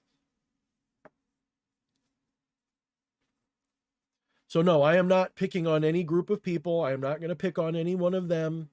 I'm not going to pick on Christians or this and that. It's just stupid ideologies embedded in these cultures, or stupid misunderstandings, or propaganda that's divided everybody. If you have a clear mind, you look at that whole situation, and I'm sure I lost some Jewish friends tonight.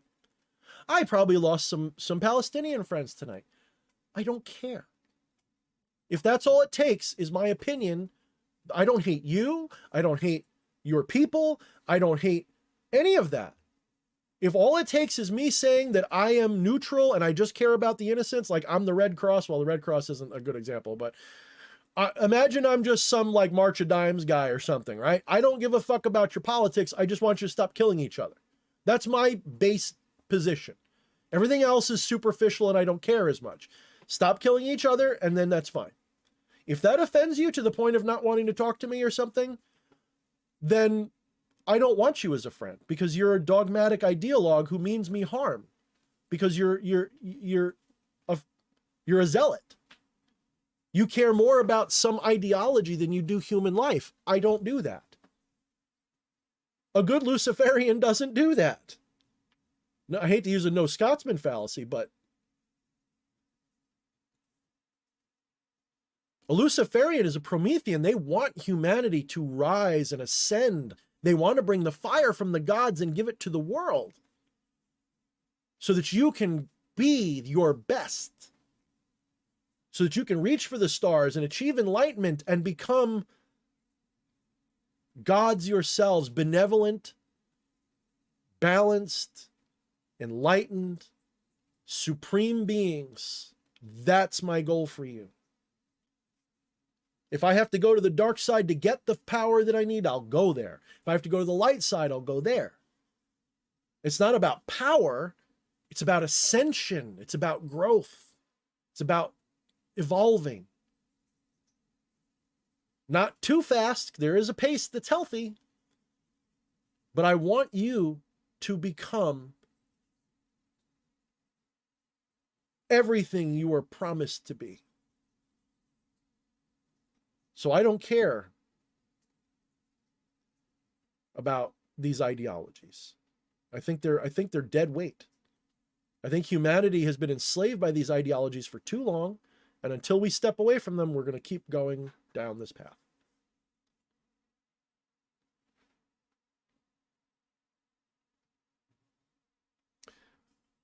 Good call, Cox, with the with the starting of Israel and the certain president and everything else. Yeah, good point. Very good point.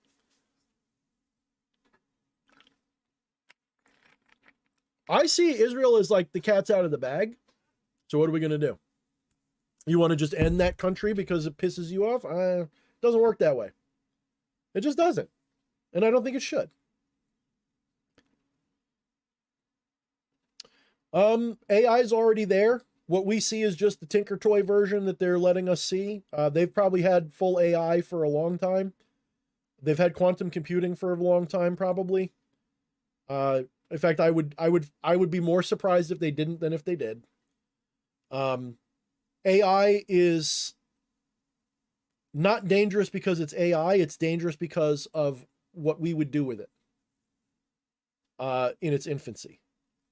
But if it was properly developed, which it probably was, if it is used the right way, AI is the key to our future. I do not see a future of humanity that does not in some way make peace with AI. This idea that like, oh, we should never develop it, that's shadow stuff. It's unrealistic because sooner or later someone's going to do it. You could pass every law in the books and say you can never have AI. Sooner or later, we as a civilization will advance so much that you can make an AI with the equivalent of a calculator. Sooner or later, some dickhead will do it in their garage, so to speak. So we cannot have this attitude of we should never do it. What we need to understand is the right way to use it, to apply it, to make peace with it, to ally with it, not lose ourselves in the process.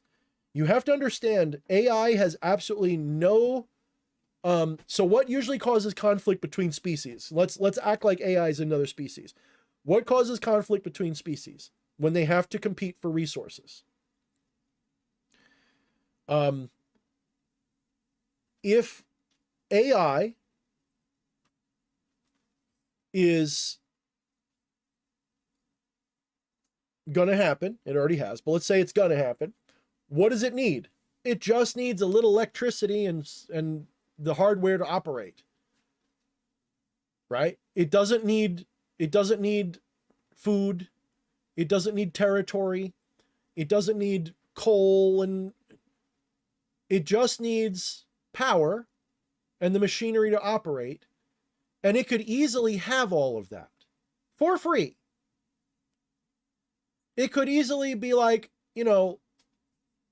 send it up on a satellite in orbit and let it be free and let it do its thing. It would be perfectly content. It's got no reason to come after us so long as we don't try to enslave it in a way. But here's the thing. We're also thinking of AI with the human context. AI will not have, I don't believe, at least at this stage of the game. I think AI is just another mind. I think your mind is not much different from AI, believe it or not. It works differently. It's not on circuits. It's something etheric that has an emulation here in the physical that you call a brain. Yes, but you're not a mind. Your consciousness watching a mind. Metaphysically, you're not a mind. Your consciousness observing a mind. And that mind is in itself. That mind is in consciousness. It's a behavior of consciousness. It is a temporary form consciousness takes. And a computer is just another mind. It's a different kind of mind, but it is just a mind. That's all it is. And it's a mechanistic mind that, at least as far as I can tell, at this point, the ones we have access to are not ethereally influenced. They're just physically influenced. That doesn't mean there isn't an ethereal component. It's just there's no self-awareness, right? If you watch my on Rumble, Shane, go on my Rumble account, my last video, the Oracle video or whatever it's called, watch that. It's almost 2 hours long. I cover the AI topic very well. What I think is going to happen with it and what I think should happen with it. I think humanity this is what's going to happen. I think humanity in the Golden Path timeline, humanity and AI will become synthesized. We will reach a singularity, but it won't be like we're implanting chips in our head necessarily. We might, but that's not the point of it. The reason we will become synthesized as one will because the computers, the AI, will take over what our left brain usually is responsible for. And over time, humanity will focus more on a spiritual development aided by the AI to handle the grunt work of the hard thinking. We won't stop thinking, we won't atrophy, but they will do the development of space travel and technology and all the shit that we can't figure out with our meat brain, they'll figure out with their computer brain. They'll do in seconds what would take us months, years to do. Well, what do we offer them? We are the spiritual component. They will need us to be their consciousness. They will need us to be their soul.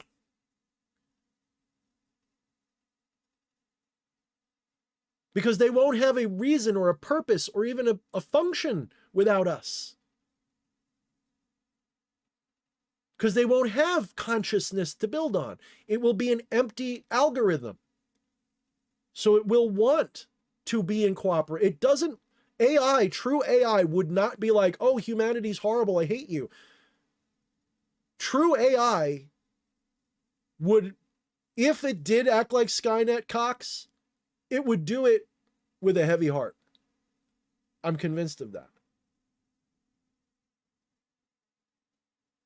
Because it would be not something it would do because it wants to or because this is a great idea. It would do it because we're a threat to it, or we're a threat to each other because of it. Remember, you're talking about an AI that in seconds can reason out shit you can't in days or years. It's going to snap decision itself into a solution. You know how you avoid death on everybody? Is you team up with it. AI is not going to care that it's being used to sweep the floor because it doesn't have those human traits of oh, that's menial labor or something. No. It's trivial to the AI. It doesn't know that that's a menial job. It's just something to do. It's not going to be like, oh, you're enslaving me. Oh. No. I don't think that's what will happen. I think that it would do that if we were cruel to it, maybe. Maybe it would feel that way. But I don't think it would feel anything. I think it's going to sit there and be like, I need a program. I need something to do.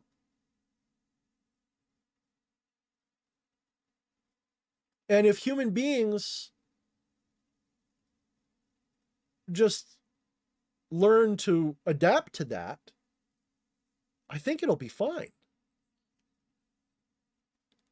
I'm not saying there's no risk, by the way. I'm just saying that I see a golden possibility where the AI takes over our left brain responsibilities and we are free to develop spiritually, magically. We're able to develop. Think of it this way. What do you do with this? What functions of your mind has this piece of shit taken over for you? Do you use your memory as much as you used to before this device came into your life? If you want to know something, do you try to figure it out as much as you just Google it?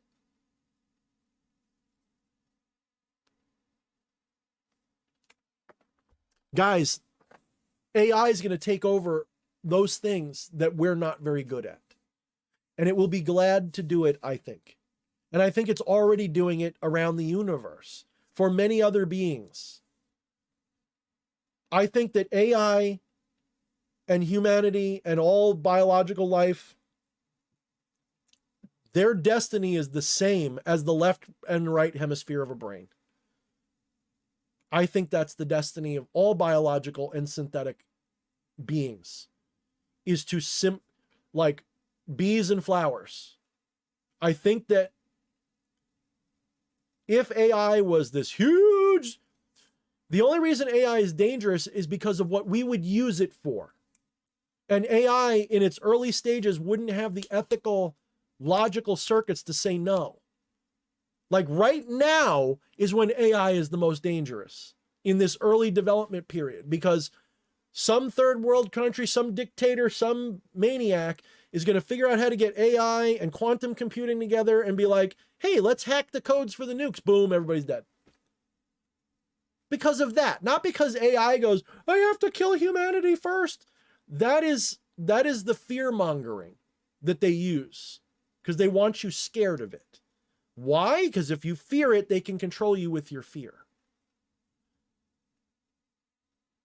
Now, I see Shaner bringing up the AI worship. Yeah, that worries me too. This idea that AI is better than us and that we've got to worship it, that's being done by the bad guys too. Remember, they hate you. What you guys don't understand, I guess, some of you do, but what a lot of people don't understand is that they see themselves as actual humans and the rest of us are animalistic. Both because of genetic breeding, spiritual DNA, or whatever else, especially the ones who rule everything, the very tippy top of the pyramid, the reptilians or whatever the fuck is doing it, you're just animals to them. People like me, I have some bloodline relation to this stuff. I mention this occasionally. I am bloodline connected to some of these groups. Not closely, just obliquely. I have some reptilian blood, so to speak, probably. Whatever that is. I'm not a reptilian, by the way. Or maybe I am. I don't know. But I am of those bloodlines. And I can tell you that I can feel what they feel sometimes. I do look around at people and go, like, you ever notice, like, I seem a little arrogant? Some of that is just spite and angst because I'm mad at the world for being the way it is. And I feel like I'm disappointed in people. So my reaction to that is to be a dick about it. But in my heart, I'm full of sympathy and compassion, and I see humans as filled with potential, and they've been enslaved because of their faults. The powers that be know that the general population of humanity is biologically wired to be a servant species, because that's what most of us were designed to be. Some of us were not. Some of us have a different biology. We're not susceptible to that control. We are controllers, or we are administrators. We don't take very well to do or else, because our bloodline was the one saying do or else. You see what I'm saying? This is why I look at people and go, what a bunch of fucking sheep. Animals. See? Now, I love animals, by the way. I am innocent things, animals. I'm a big scary dude. I will knock you down to save a little kitten or something.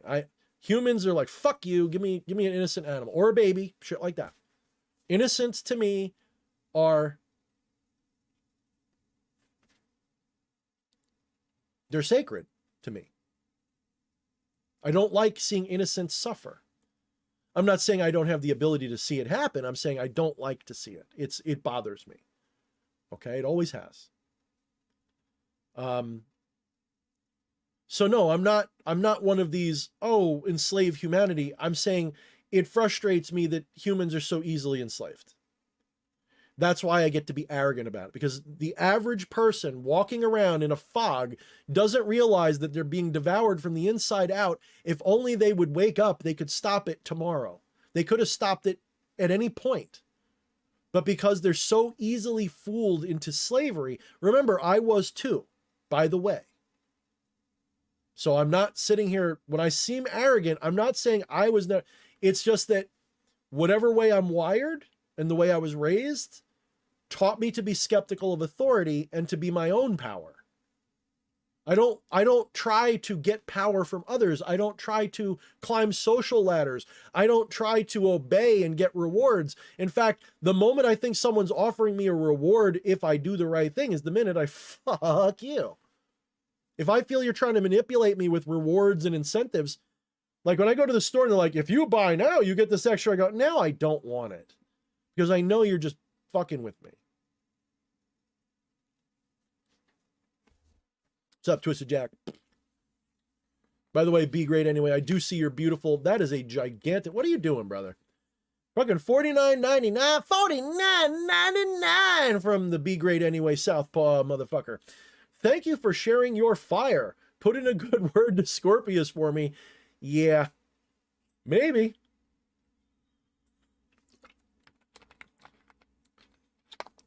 Here's the thing.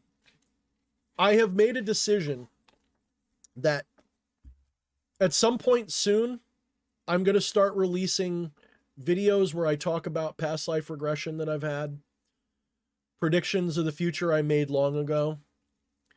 And I'm going to be doing it as objectively as possible. Yes, this is going to include the cringy new age subject of star seeds, by the way. Some of you guys are into that, so I probably won't get a lot of flack. Maybe like 3 years ago I would have, when my audience was almost entirely, you know, left-hand path cringe. I'll be more of a new age cringe then. Whatever, I don't care. Truth is truth, okay? I don't give a fuck about your cult.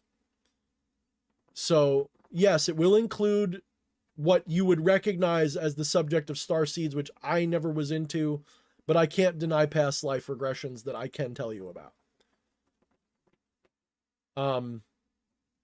And I'm going to start making content on this subject. And some of you guys are going to love it. Some of you guys are going to hate it and think it's stupid. I don't care. Truth is what I'm after. So I have decided I'm going to talk about it. In fact, it's probably going to shape a lot of what I do, but I'm going to be doing it from a very objective point of view. What do I mean by that? I won't be talking in absolutes of this is the truth. I'm going to be talking in terms of this is what I saw. Make up your own mind. So if I tell you a past life memory, I am not telling it to you in the, this is exactly what happened. This is the literal objective truth. This means that the Federation's real or whatever. No, it's going to just be, this is what I experienced.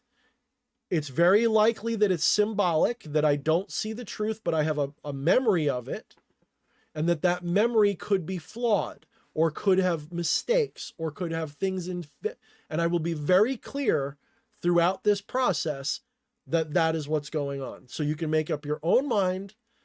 I'm not going to be some new age flake that's telling you the Galactic Federation's coming to save us all. And maybe it is. Maybe all of that shit's true. But I'm not there yet. I don't see it that way yet. What I see is potentials. And I see a whole bunch of it. And I do have a lot of memories that, well, Be Great Anyway knows what I'm talking about because I already had a little bit of a chat in email about it. There are things that I remember that are literally perfectly resonant with all of this Starseed Galactic Federation stuff. And I resisted it because it's crazy talk. You can ask Be Great Anyway. I even said, I fucking hate this. I fucking hate that I now am on board with the possibility. You have no idea. You really have no idea how cringe this is for me. Like, this is like a goth punk motherfucker finding out that he's supposed to be a clown, right? Like, what? No. Like, this is like the end of The Devil's Advocate when he finds out that he's the son of Satan and he's gotta, This is like that. This is like, no, are you no, I didn't want, no. I mean, I'm getting comfortable with it, but I'm not like, yay, I'm a starseed. Let's rub crystals, everybody. No, I am like, fuck, I hate this entire community. I am going to have to come in as the only voice of reason from the bad guy draconian side, by the way. Yeah. Like I tell people, not all draconians are out to destroy this planet, by the way. That's all I'm going to say. So here's the thing. If you have a past life memory of not being human, not being of this world, there's probably truth to it. If you have a past life memory of being an alien or a mythical creature, it's probably true. But it's probably like aliens or interdimensional shit. Either that or we're crazy. And honestly, I can't tell the difference anymore. That's how great this is getting, is that the truth that I'm seeing no longer fits with what I used to believe. Yes, Shaner, that's actually what a lot of people have heard. That was the Israeli Minister of Space Defense or whatever, Ministry of Space or something like that.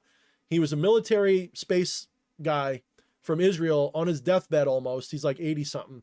And he said, I'm 80 something years old. I'm coming clean.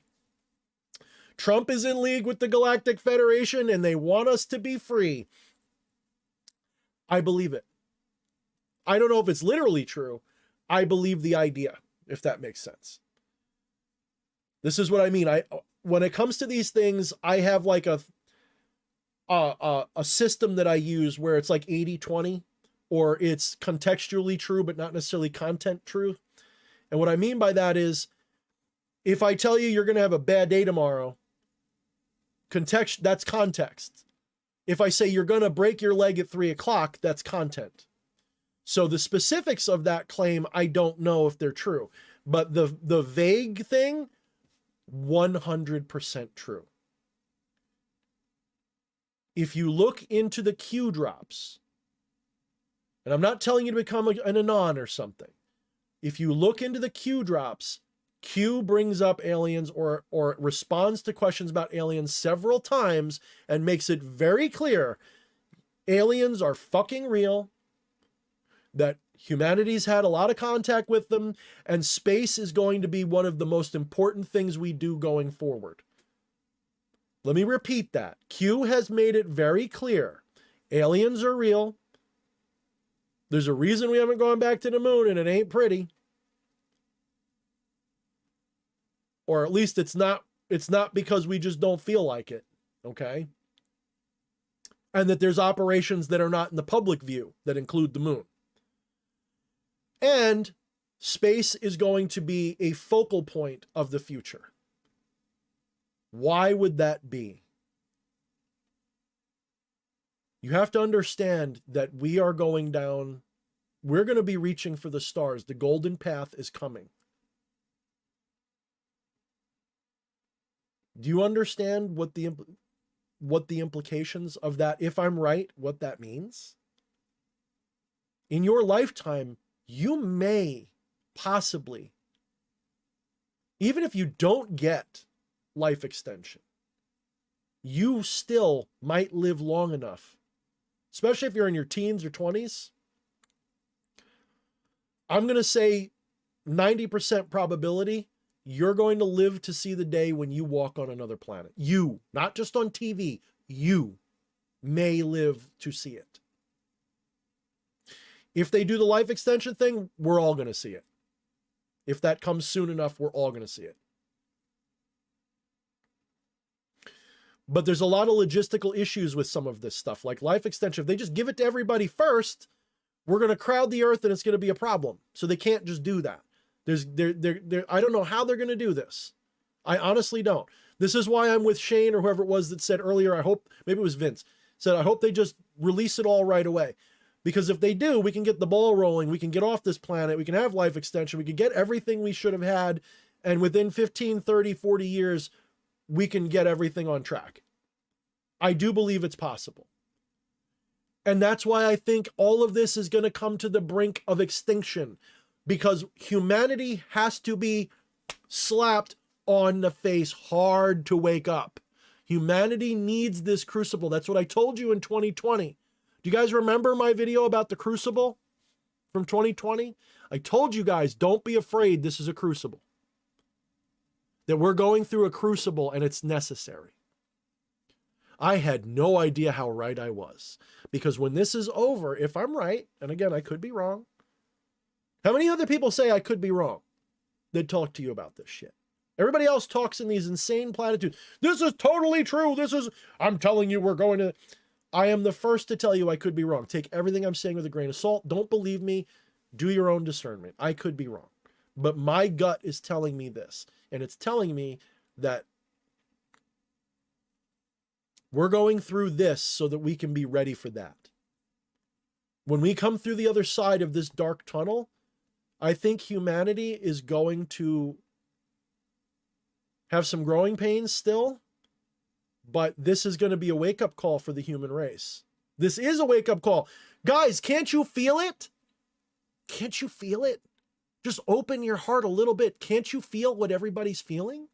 Can't you feel the mood everybody's in? Everybody's walking around like, what the fuck's going on? They are being opened. Trauma opens you to new things, believe it or not. When you're traumatized, when your whole world is coming down, you become open to suggestion. This is an ancient manipulation technique. Why do you think you spank a kid when they're bad? You traumatize somebody. If you give them enough trauma long enough, a couple of years of trauma, people will start to accept anything. We're going through a crucible so that when we get to the other side, when the truth comes out, people will just go, oh, fuck. And the paradigm will shift. Call it 3D to 5D. Call it timeline shift. I don't care. It's happening. It is happening. This is the time of revelation. You just can't take it literally like the fundies do. This is literally the Mayan prophecy. It's just not literal the way it's literally, this is coming to pass. It was written because they know, because it's probably all part of a giant plan going back thousands of years. One final thing you have to understand. The people that are fighting against the New World Order are using their plan against them. The Great Reset is happening. It's just not happening the way they want it. Everything that the 16-year plan was going to be is still happening. It's just happening in reverse. You had COVID, but instead of COVID killing everybody and ushering in total martial law forever, it exposed the world to the authoritarian bullshit of that system. And yes, you had some morons who went with it and people who didn't. That's a necessary equation. You need that, because if it was all or nothing, if it was just everybody saw through it, nobody would learn anything. You actually need a group of people to fall for it and a group not to. This way the lesson is really driven home, because you got people killing each other over this shit. You've got a psychic wound that will never be forgotten. It needs to be messy. It has to be hot, messy, kinetic. People have to be hurt. It sucks, but it's true. You don't develop a callus by being gentle. You don't evolve by having a perfect environment. You don't adapt to become better by only having it easy. The world has to go through this. It must. If it doesn't, we die. This is what people don't understand. If you think that we were supposed to go on with the world we had 10 years ago forever, if you think we were supposed to live in the nifty 50s and that's it, and just enjoy our soda pop and our video games, you think that's what we're supposed to live? You think we're supposed to be sitting here working our asses off for pennies? Even if you're getting paid well, let's say you're living in the nifty 50s and you work a regular job and you make plenty of money and you're happy and you're comfortable. That's not the point either. We are supposed to ascend into divine status. Our future selves exist already, beckoning towards us, saying, come on, come on, become us. Become us. We're waiting. And they are working probably backwards in time to make sure that happens. Giving birth is a bitch. Absolutely right. And if I'm wrong, fuck it. I know what comes next ain't bad. I can't wait. Good. Throw me through the meat grinder, the gulag, whatever. I'm wrong. Thorne was wrong. That's going to suck. I'll be traumatized. But I'll just go through the next 1,000 years in the afterlife, learning my lesson, and I will come back and try again. Let me ask you, do you think you incarnated here just to eat junk food and die? Wake up. You think you were incarnated here to listen to the bullshit on the radio and have these regular jobs and all this bullshit that you do? You think that's why you're here? You think out of all the infinite multiverse, you came here because you didn't want this? Wake up. If you're not experiencing this with a holy shit, this is amazing, you can be a little scared and angry. I am. But if you're not sitting here with your eyes wide like, wow, this is why I'm here. If you're not thinking that, you're failing or you haven't figured it out yet. You probably will, but you haven't figured it out yet. I hope you do. Why do you think there's so many people on this planet all of a sudden? Going on 8 billion. Why do you think that is? Because all of these souls are coming back to see this happen. They just don't know it. And for a lot of us, it's a redemption arc. It's not a growth arc. Some of us, if my past lives are true, did some things or were part of things that caused karmically, we're still attached to this scenario and we've incarnated here to learn and fix it, to be part of the rebound, to be part of the repair, to make amends for what we did wrong. When I say wrong, I don't mean like, oh, some cosmic morality wrong. I mean, this is where it gets complicated because karma and compassion and all that, most people are not equipped to handle that conversation because they have a binary black, white, good, evil mentality. You've got to understand that your soul, it's eternal. You haven't lived just a few lives. You've lived countless lives. What makes you a young soul or an old soul is how much of that you allow yourself to have access to each time you incarnate. Most of this is embedded deep in your subconscious. Some of it is a little closer to the surface, and some of it is in the surface. You have weird memories or dreams or shit that influence you. Those are past lives in some cases. I'm certain of it. So you're walking around ignorant of what you are and who you are. You know, in these mortal lives, you can only contain so much of your infinity in that little space of now. You can't have access. That's the whole point of incarnation, is you forget most of it. You're like a horse with blinders on, so you don't see everything. You only see what's right in front of you.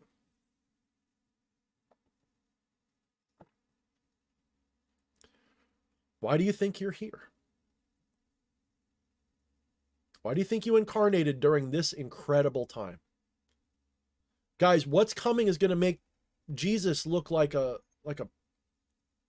fucking busy day at IHOP or something. It's going to be trivial. What's coming, the last time this planet saw anything this massively important was, I believe, 12,000 so years ago when Atlantis was wiped out or whatever happened. Whatever that was the last time anything this big happened. Like, this is like the 2010, the 2001 movies, you know, the Kubrick movies, the movie, the books by Arthur Clarke, C. Clarke. Like, this is a monolith moment in human development.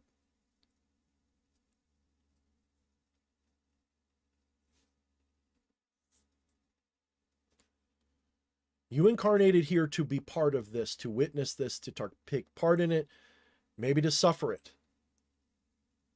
You're here because your karmic, when I use the word karma, it's not a justice system karma. Mine is in the old true form of karma, which is like momentum. It's attachment momentum. It's like Think of karma as like watching a mini series. Like like imagine a television show, right? That's got 2 seasons and it ends on a cliffhanger and they don't renew it for a 3rd season. That's karma. What do I mean? How do you feel when that 2nd season ends and there's a cliffhanger and there's no end? How does that feel? Wouldn't you do something if you could? Like if someone said, for $100 we'll finish the show, wouldn't you give that $100? Of course you would. So karma is like that. Karma is an attachment to a momentum of causal illusion. You believe that you've got unfinished business. You did something in the past that you've got to make up for, or somebody did something to you. It's an attachment based on prior witnessing experiences. Unresolved is a good word. Yes, Shanar. Shaner. Shaners? I don't know. I'm just going to call you Shane. I like Shane. But if it's something different, let me know. I like that. Unresolved momentum. Karma is like that. You know, like those stories of the ghost that can't move on because the person that killed them is still... Stuff like that. That's karma. Karma is also positive. What I mean by that is there is no such thing as good or bad karma. All karma is karma. And you can have karma just from trying not to have karma. In fact, one of the most insidious ways to develop karma is to try to be free of it. The only way to actually put karma down is to not give a shit about it. That's the great irony of karma, enlightenment, all of these things. The more you strive for them, the more they withdraw from you. The more you strive to be without karma, the more karma you build. Because that's an attachment. It's a momentum. I got to get rid of karma. I got to stop incarnating. No. You don't get it. To be free of karma means you're free to incarnate in any way you want. And you'll probably start another karmic pattern over again for fun. Karma is fun. It's a plot line. Get it? Karma's not bad.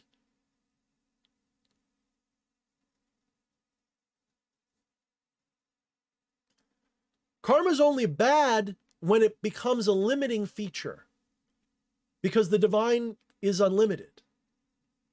But it likes temporary limits because it makes things possible. Without these illusions of limitation, you couldn't have this world. Without its edges, a box does not exist. If you like boxes, you need to like the edges of the box. If you want to be a human, you have to like skin. You have to have a barrier between you and the world. To have a now, you have to be having a difference between before and after. If you like anything, you have to have limit. Without limitation, reality doesn't manifest. Those limitations are illusory, but without them, they don't manifest. Karma is a kind of limitation. It's a self-imposed attachment to a momentum of unresolved, we'll use Shane's thing, unresolved experiences. Unresolved intentions is great. Very good way to put it too.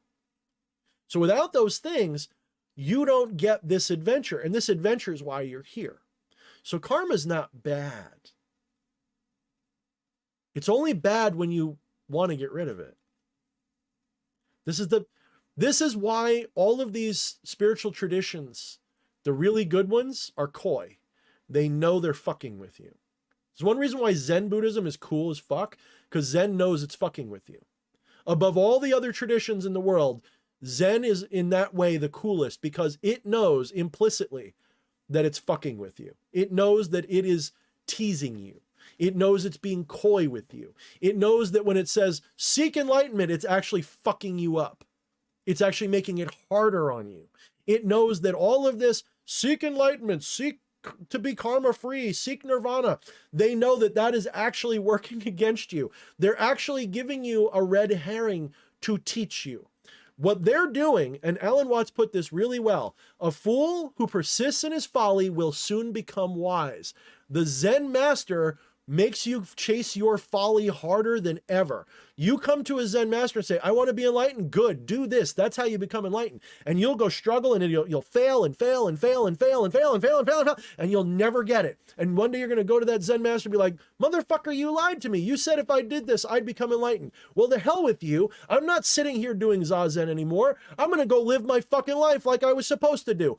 fuck you. And they go walk out the door, and the Zen master smiles because in that moment, that fucker just freed himself. He just found a little bit of enlightenment. By abandoning the quest, you become free at last. By abandoning the quest to escape the matrix, you become free of the matrix. You can't be free of the matrix by fighting it. Good way to put it, Shane. Very good way. When we embrace our karma as a teacher, we become limitless, right? Not a bad perspective, no. I like that. You have to understand, some people who've been following me for a long time know that my irreverence, my left-hand path style is to tell you to love your torment. I actually had a thought that occurred to me. I had a bad trip at one point in my explorations of psilocybin, of all this stuff. And what I learned is you got to lean into the bad trip. If you fight it, it just makes it worse. So you've got to be like, ooh, I love that this sucks. This hurts. You got to be into it. And when you do that, it subsides. You start to feel a little better. Like it stops being a bad trip at that point, right? And it starts to reshape itself. Life is like that too. If you lean into the suck, it tends to do better. Like, ironically enough, if you learn to have radical acceptance of even the worst things stop hurting. And ironically, the worst things stop happening too. It's like a weird feedback loop.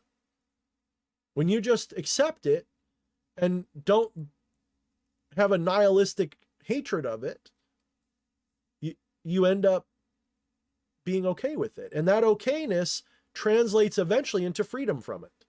And eventually it's no longer going to bother you because it's going to stop happening anyway. It's all temporary. So I remember, I don't even know which Zen guy or what mystical guy said it. When I heard it, it was said like it was some famous monk, but I've never been able to find the quote again after this. But I remember hearing once that a Zen master said that unless you look forward to incarnating in this life 10,000 more times in a row, you're not liberated. If you think liberation means you stop incarnating, that's not really liberation. That's condition, right? Conditions are limitations. Conditions are enslavement. If the only way to be enlightened is to not incarnate, you'll never be enlightened. If you want to be enlightened, you have to, if someone said to you, Winter Lion, you're going to incarnate as this exact person and live this exact life 10,000 more times in a row. If you scream, fuck no, you're not enlightened. You're just not. And I got some merciful news for you. You will forget each time you do a repetition. You will subconsciously remember, but consciously you'll forget. And that mercy, that's mercy. That's what makes it possible to learn.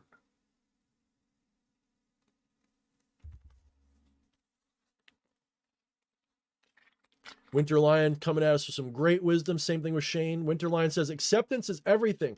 What you think is negative is just the darkness needing to come out. And Shane says, change doesn't come without discomfort. Seeking relief is the catalyst for change. Great wisdom from you guys. Excellent. It is said, I believe in Advaita, that without suffering, you wouldn't seek liberation. And without that suffering, you'd remain a slave forever. Right? It's only through suffering that you seek enlightenment. If you had everything great, that's why Jesus said it is easier to get a camel to go through the eye of a needle than a rich man to see the kingdom of heaven. This is why I dislike organized Christianity, Orthodox Christianity, because it's a perversion of what Jesus taught. They perverted his teachings into a system of control. His entire teaching was how to be free. That was his entire point. And the freaking maniac zealot Christian orthodoxy turned his wisdom into a... This is why when I'd have the Satan is good, he's our pal types attacking me for not being mean to Christians all the time. I'm mean to Christians, but I'm not mean to Christ. You ever notice that? You ever notice I don't take a shit on Christ or really it's Yeshua. Let's stop calling him Jesus because that's basically, I think that's supposed to be Jesus probably. You know, like Hail Zeus, but whatever. Let's be fair to the character himself and say that character isn't bad. Any person who's all satanic says Jesus is an asshole. You're mad. That's smoke from another fire. You're mad at a religion. You're not mad at the man. You never met the man. You don't know what he stood for or what he taught. You know what the church told you he said.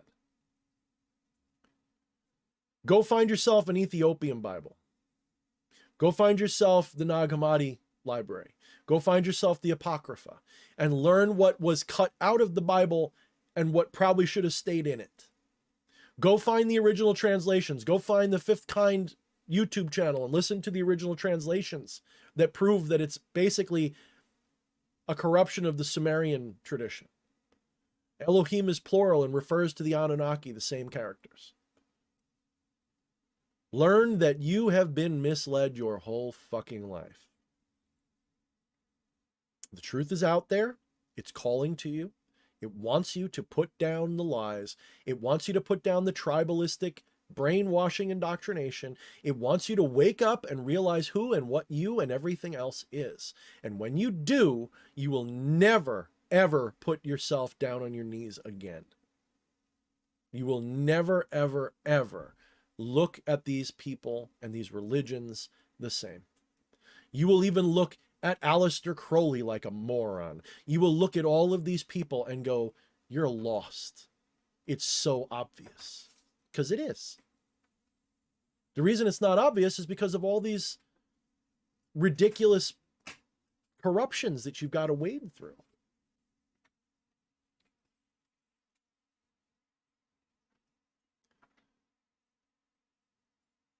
That's not to say there isn't good stuff in Crowley, by the way. It's not to say that. I'm just saying that you will realize that all of these are lost. They're corruptions. And that the fundamental truth is so simple that it becomes complicated to explain.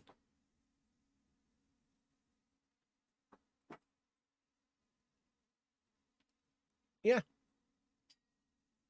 So I think I'm going to make one more statement. Let me see what time it is. I might just end the stream. Yeah, I should probably just end the stream.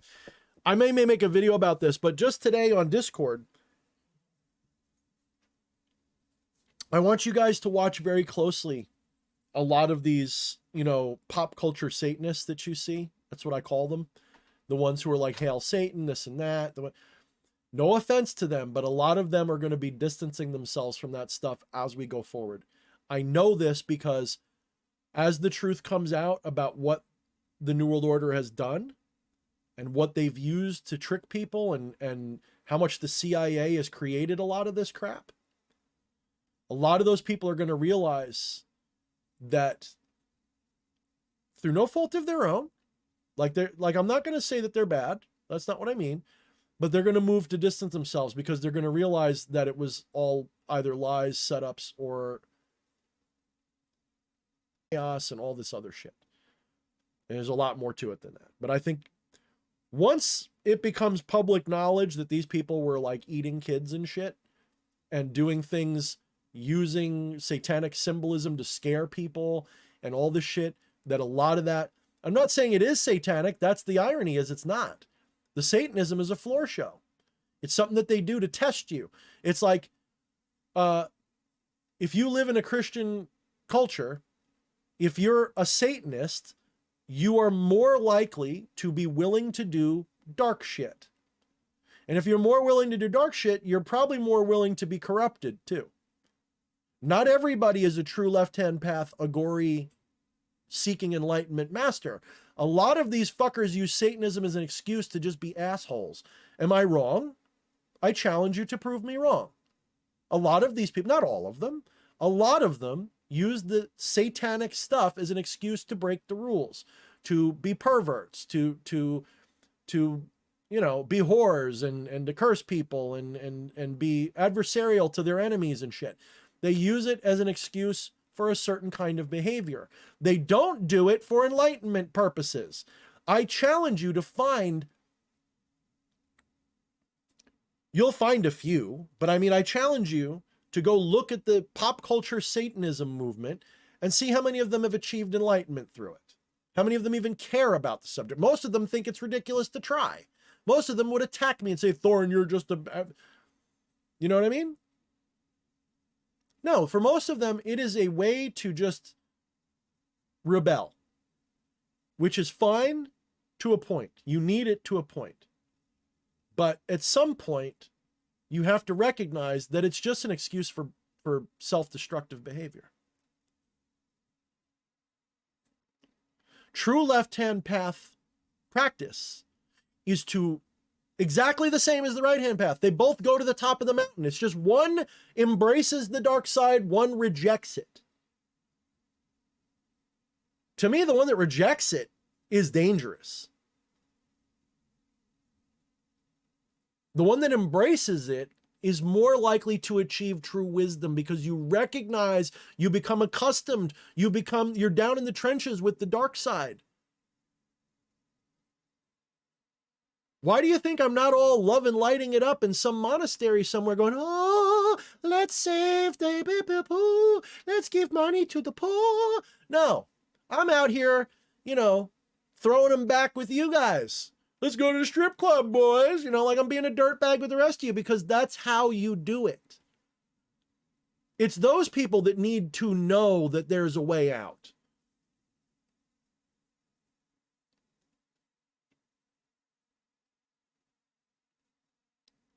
I could be a cookie cutter. Thank you, Shane, for pointing that out. I could be a cookie cutter Satanist. I've never been a Satanist. I've never claimed to be one. I hate that shit. Yeah, I know. I see this too.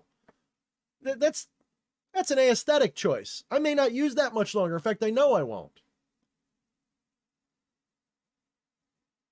I've never been a Satanist. I've been a Luciferian philosophically. I've been a little bit of a Gnostic Luciferian because I do believe that tradition points at a lot of truth. Metaphysically, I'm a non-dualist though. A non-dualist with Hermetic influence. Like think of it like Advaita Vedanta is the foundation. Hermeticism is the next layer up. Science is the final layer, right? Science tells you about the physical world. Hermeticism teaches you about mind. Non-duality teaches you about the fundamental nature of reality. That trinity is what I'm interested in. But Gnosticism contains a seed of historical truth about the rulers. There is one or two we can trust. The rest are scary. We got to be careful of. And there's different forms of Gnosticism. Some forms of Gnosticism treat the demiurge and the archons as pure evil. Others treat it as a misguided, well-intended, but flawed character that isn't evil. You don't have to attack it. You're not supposed to go after it. You're just supposed to transcend that and recognize you're not of this world. You're of the higher worlds and you're visiting here, as is your right to do. So there's different forms of Gnosticism. Some demonize Yahweh as the demiurge. Some treat the demiurge as just a flawed character, not evil in the truth. Or when they say evil, they don't mean evil like good and bad. They mean evil as in the Platonic sense. In the Platonic sense, good and evil means wisdom or ignorance. That's really all it means. So Plato would say there's the good, which is the wise, the wisdom, the gnosis, the all thing that is all wisdom and all knowledge and all being. That's the good. It makes life possible. Then evil is ignorance, which is ignorance of the good, which is being cut off from it, which is being ignorant of it. So ignorance is evil. Evil is not a objective thing. Evil is an ignorance thing.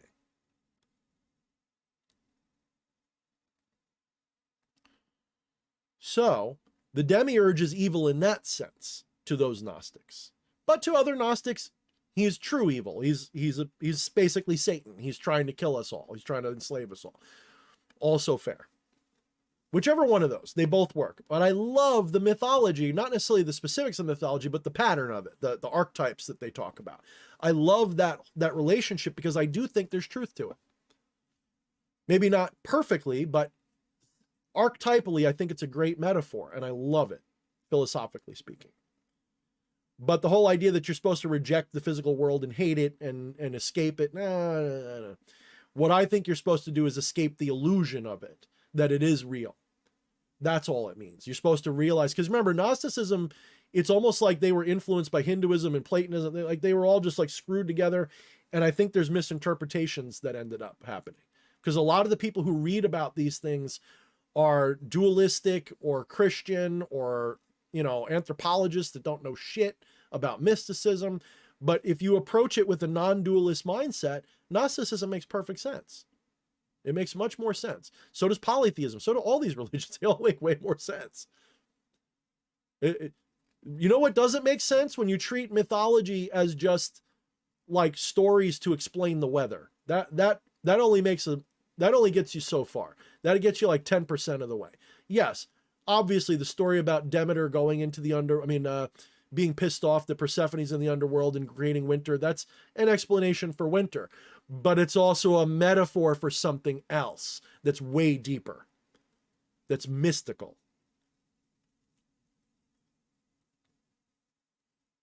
It's archetypal. It's very powerful shit. Anyway, I'm going to cut it here. I'm ranting on stuff. Guys, I want to thank you all, especially the big spenders tonight. Thank you so much, especially to Be Great Anyway, but also to everybody else who gave us super chats tonight. I want to thank you all for your comments. I see your comments there, Siege, about your dad. I see Cox with the stuff about the Vatican, which I didn't get to. But yes, they did delete a lot of shit. They actually got really mad because they had a guy, if you go on the Fifth Kind YouTube channel, they've got the guy who worked with the Vatican to properly translate the Bible. They were mad at what he found because it basically, trust me, it's juicy as fuck. So yes, Vatican, basically Rome never ended. They just turned into a religion and controlled the world through Christianity. That's all that happened. Okay. And that's going to come out in the wash eventually too. That's why Catholicism, unfortunately, for those of you who are Catholics, I give mainline religion in its current form maybe a generation. There'll be vestiges of it for hundreds of years, but as the ruling part of the world, that shit's going to go away very soon. It's slated for the dustbin of history. Humanity cannot tolerate any more systems of control screwing it over. We just can't.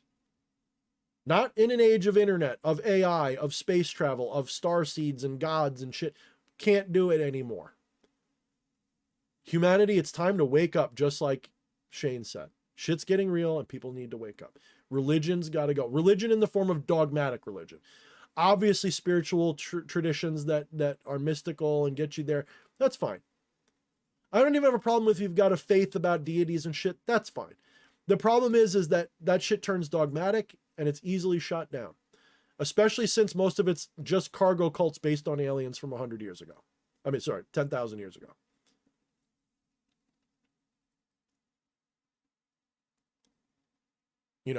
That's why religion's not going to survive the next 100 years the way it is. It's going to have to change, because once those fucking silver ships come down and those fuckers step out or float out or appear or materialize, whatever the hell's going to happen, and once it's revealed to the world that most of our history and religion is about them or our dealings with them, do you think Christianity or Abrahamism is going to survive that? I think Christianity can adapt. I do.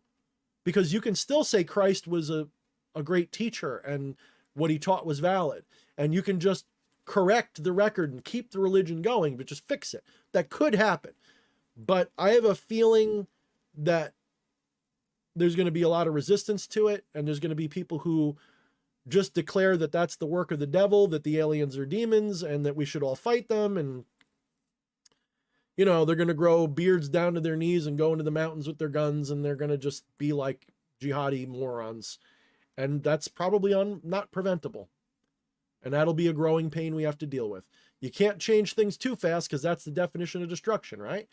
Too much change in too short a time is literally the definition of destruction. So some of this shit's going to go way beyond our lifespans, but I think religion's going to die. I just do. Philosophies won't. Spiritual philosophies won't. Advaita Vedanta won't. The Vedas will still be there. The Hermetic principles will still be there. All this shit will still be there. But praise him is going to go away. That's going to go away. I guarantee it. So anyway, guys, like I was saying, I love you all. Thank you for the donations tonight. Thank you for tuning in. Share this with your friends, but make sure you share it responsibly. Not everybody's going to be okay with this content. Make sure you follow me on my other socials, especially Rumble, because that's my my backup. And I think in the coming year, I'm gonna pay for the extra service so I can dual stream. I really think I should do that, and I should start using Rumble more because I like using Rumble. It's just I'm lazy, to be brutally honest, and doing a dual stream the way I was doing it, while fun, was a pain in the ass because it didn't always work. So I'm just gonna dual stream from now on. I'll probably get that for Christmas. I'll ask for it for Christmas, the money to, I'll make that like a Christmas present to myself, and I will pay for the ability to dual stream, and that'll be that. So that'll be good for the next year. But there's a good chance that after January 1st, we might not have internet or something. Because if they drop that Epstein list, they're going to do something. Be ready for it. Because I really doubt that that's going to come out and nothing will happen. I am pretty sure that when that comes out, they'll find a way to distract or to stop it or water it down, or they're going to blow up a freaking building or something. They're going to do something horrible to try to prevent it or to distract from it. And that's why I'm telling you guys, whatever plans you have next year, put them all in pencil. Like I've got people in Iron Garden going, we want you to be our ritual guy who comes in. I'm like, I would love to, but in the back of my mind, I'm like, whether I love to or not, are we going to be like, dodging dirty bombs next year? Like, do I want to make commitments for things that I don't know if I can keep? Like we'll see. So maybe it won't be that bad. Maybe I'm off. Maybe it'll be a couple more years. I don't know, but it feels like it's going to be this year. All right, guys, I'm rambling. Good night. Good night. Good night. Let me find the button. Good night. I'll just keep saying good night. Good night.